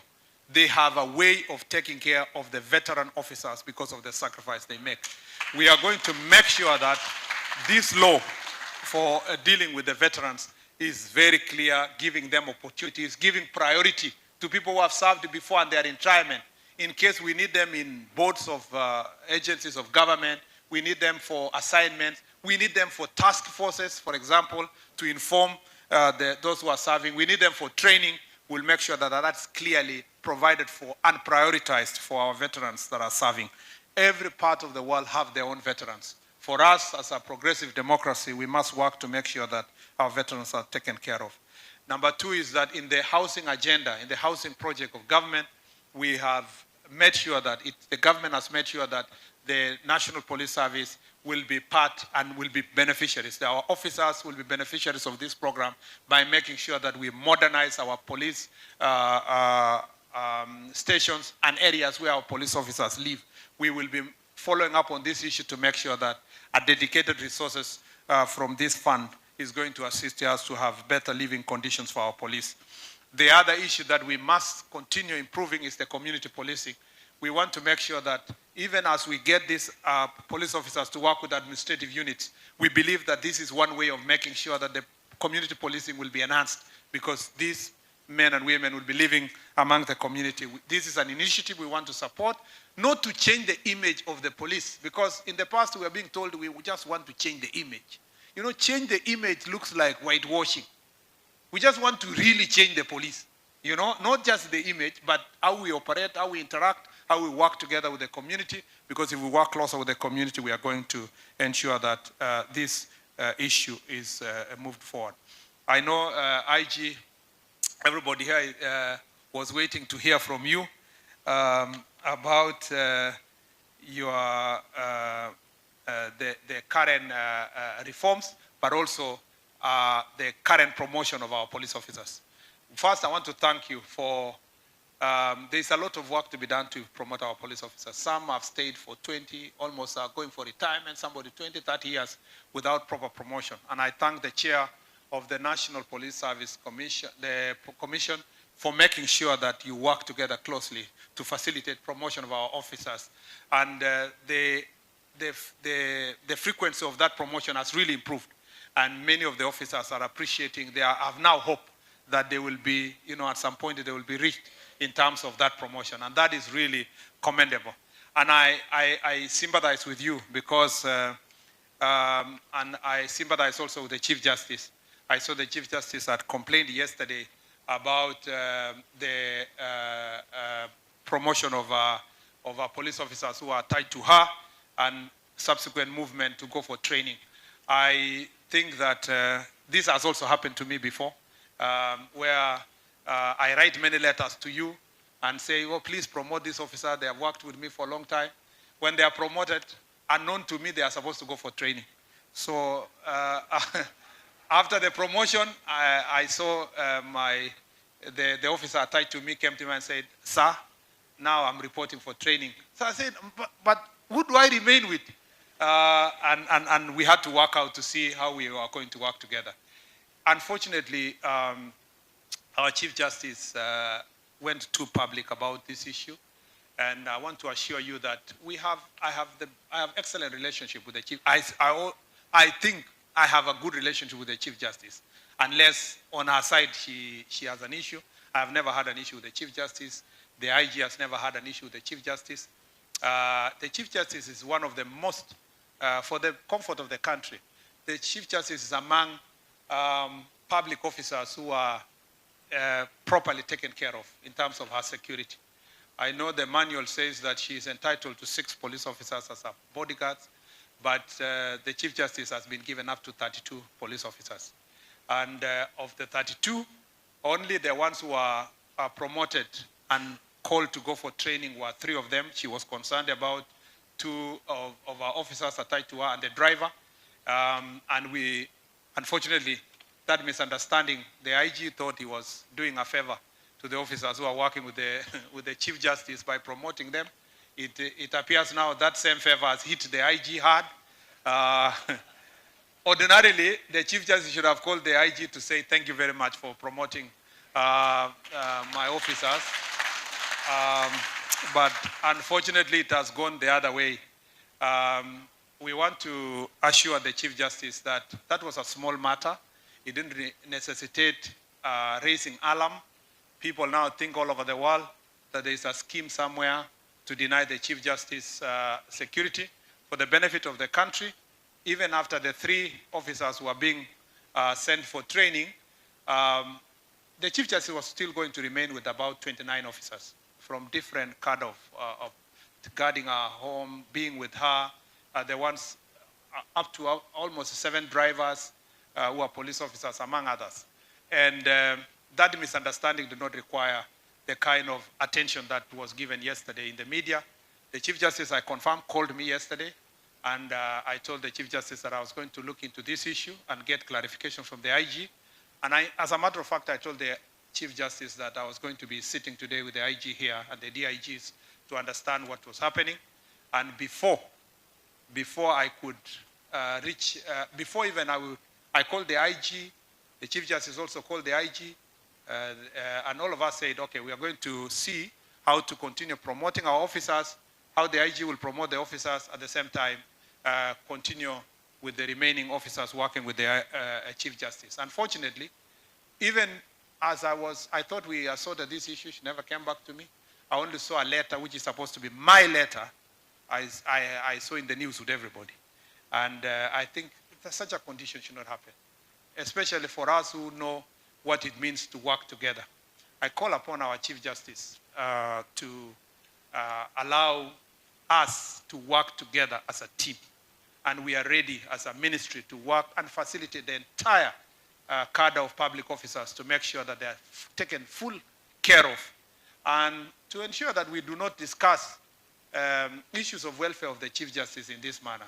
It's not supposed to be like this. In fact, I have really hesitated to respond. But you see, because the public think that maybe there was a scheme, I need to notify the country that there is no scheme, there was no reason, there is no motive. You just don't wake up one morning and say, I want to do this. It's just that the officers are extremely excited that they were going to be promoted. Now I don't know what will happen if we return them and tell them now, awaiting the Chief Justice directions, you wait for your promotions. I don't know what will happen. I think we need to work together. We need to work together. We need to work together as a team and take good care of the people that work with us. To be very honest, I also fight very hard with the IG, telling him, can you promote the people I work with a little bit? So I also make the same request that the Chief Justice makes, and all many other officers make this, MPs make this request all the time. Senior people make this request. Because if you've stayed with somebody for 10 years, 15, and they are still in the same rank, it's also your duty to look after them and their welfare. These things we are talking about here, about welfare of small people or junior officers we work with, is extremely important and reflects in a certain way on ourselves as a senior officers. And I think there is, for the benefit of the country, you can see even my face, there is no reason. We have not wronged each other with the Chief Justice. There is no cause, there is no issue. I just want to tell the Chief Justice that you are safe, and the National Police Service can assure you that the protection of the Chief Justice and all our judges is guaranteed as per the Constitution. I don't know now if I still have to write a letter to respond to the letter of the Chief Justice, or this is enough, I don't know, but we'll see what to do that. Kwa hivyo, I appreciate all of you. Thank you very much for the good job you are doing. I look forward to a fantastic tour of duty working with you. I look forward to meeting Gao team again with a plan to see how we will continue together in what is government delivery and working together with the delivery unit of government to see that you are active on the ground in making sure that government policies are implemented on the ground. We want to see you as active as it were in every part of our country. And I believe that the energy you have and the energy the peers has and the energy I have and the committee and everybody here is going to be of great benefit to the country. So we are going to be having greater and more engagements with you. And even those who are retiring like Anne, we will continue tapping into your experiences and ensure that you continue contributing to our country. It is now my greatest pleasure to do 3 things. Is it 3 things? One is to first, the first part of it is to launch the administration police service roadmap for service delivery and revitalization. And 2, okay, tupigie hiyo makofi kwanza. Yeah, and second, to launch the National Government Police Unit officially. To make sure that long-lost twins come together or the exes come together. And the third is to make sure that I officially close the conference that our National Police Administration Police Service Senior Officers Conference is now officially closed. Bas, asanteni sana na Mungu awabariki. Thank you very much.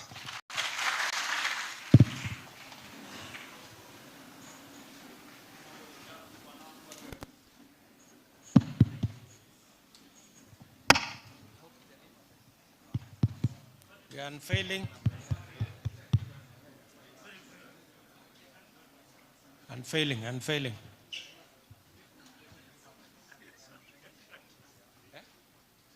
Aya. Unveiling.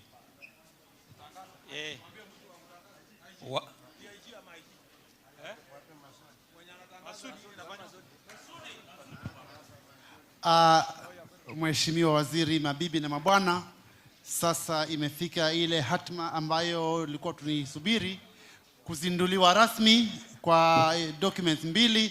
Kwanza ni ya National Government Administration Police Unit na ya pili ni revitalization of AP service roadmap ambayo waziri na umati wote umekuja kushuhudia.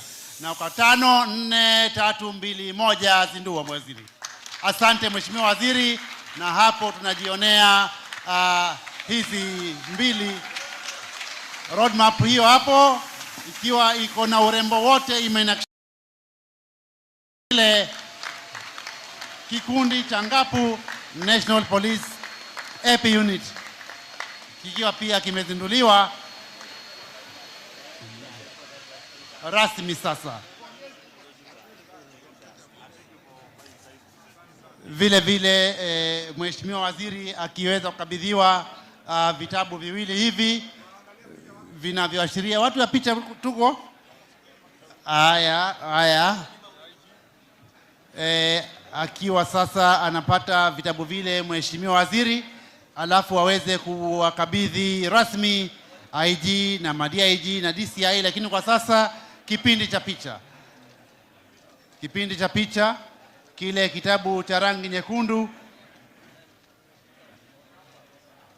Haya, naeleza watu wa video hawaoni, tafadhali tuweze kupea nafasi Mheshimiwa Waziri aweze, watu wa video waone kidogo, watu wa TV. Mheshimiwa Waziri, kama unaweza kupeperusha hewani, kwa sababu watu wako na furaha, waliokaa wakasimama hawate kukaa tena. Lakini hapo naam. Basi tuelekea kwa podium ili tuweze kuviona kwa njia nzuri zaidi.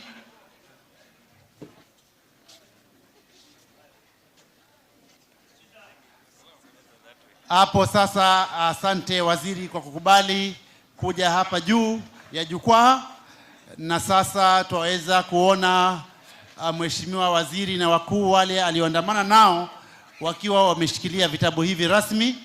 Kile kiko mbele cheupe na rangi kidogo ya kijani kibichi, hiyo ndio roadmap to service revitalization. Nyuma yake ya kitabu hicho ni kile cha rangi nyekundu, hiyo ndio kitabu rasmi ambacho kinaashiria uzinduzi wa National Government Administration Police Unit.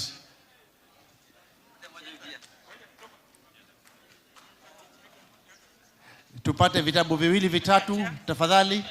Jukwaa letu ni dogo, lakini hii ni ishara ya upendo ambao hii taasisi inaweza kupokea.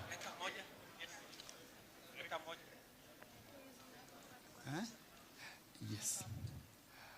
Vile vile Mheshimiwa Waziri, ikiandamana na hiyo kuna bahasha ilikuwa umeandaliwa rasmi, Madam Jopian, ambayo utakabidhiwa ikiwa iko na zawadi chache za kutoka kwa kikosi, ili ukienda kule uweze kupata ufahamu zaidi, na vile vile wakuu walioandamana nao waweze pia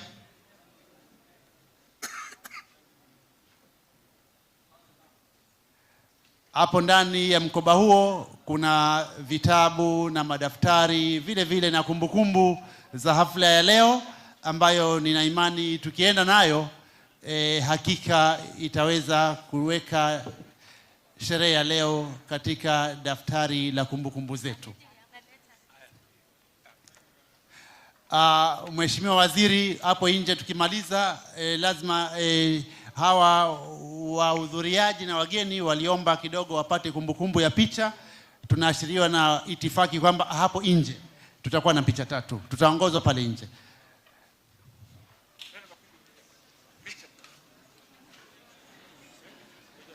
Tumefika tamati, tukubali kwanza wakubwa watoke, alafu tupate picha pale nje.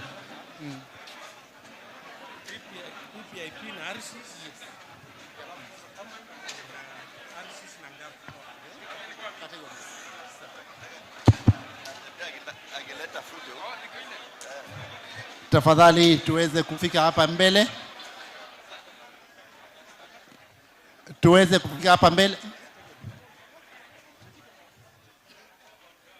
Picha ya kwanza itakuwa ni ya VVIPs. Picha ya kwanza VVIPs, wale viongozi wakuu tafadhali.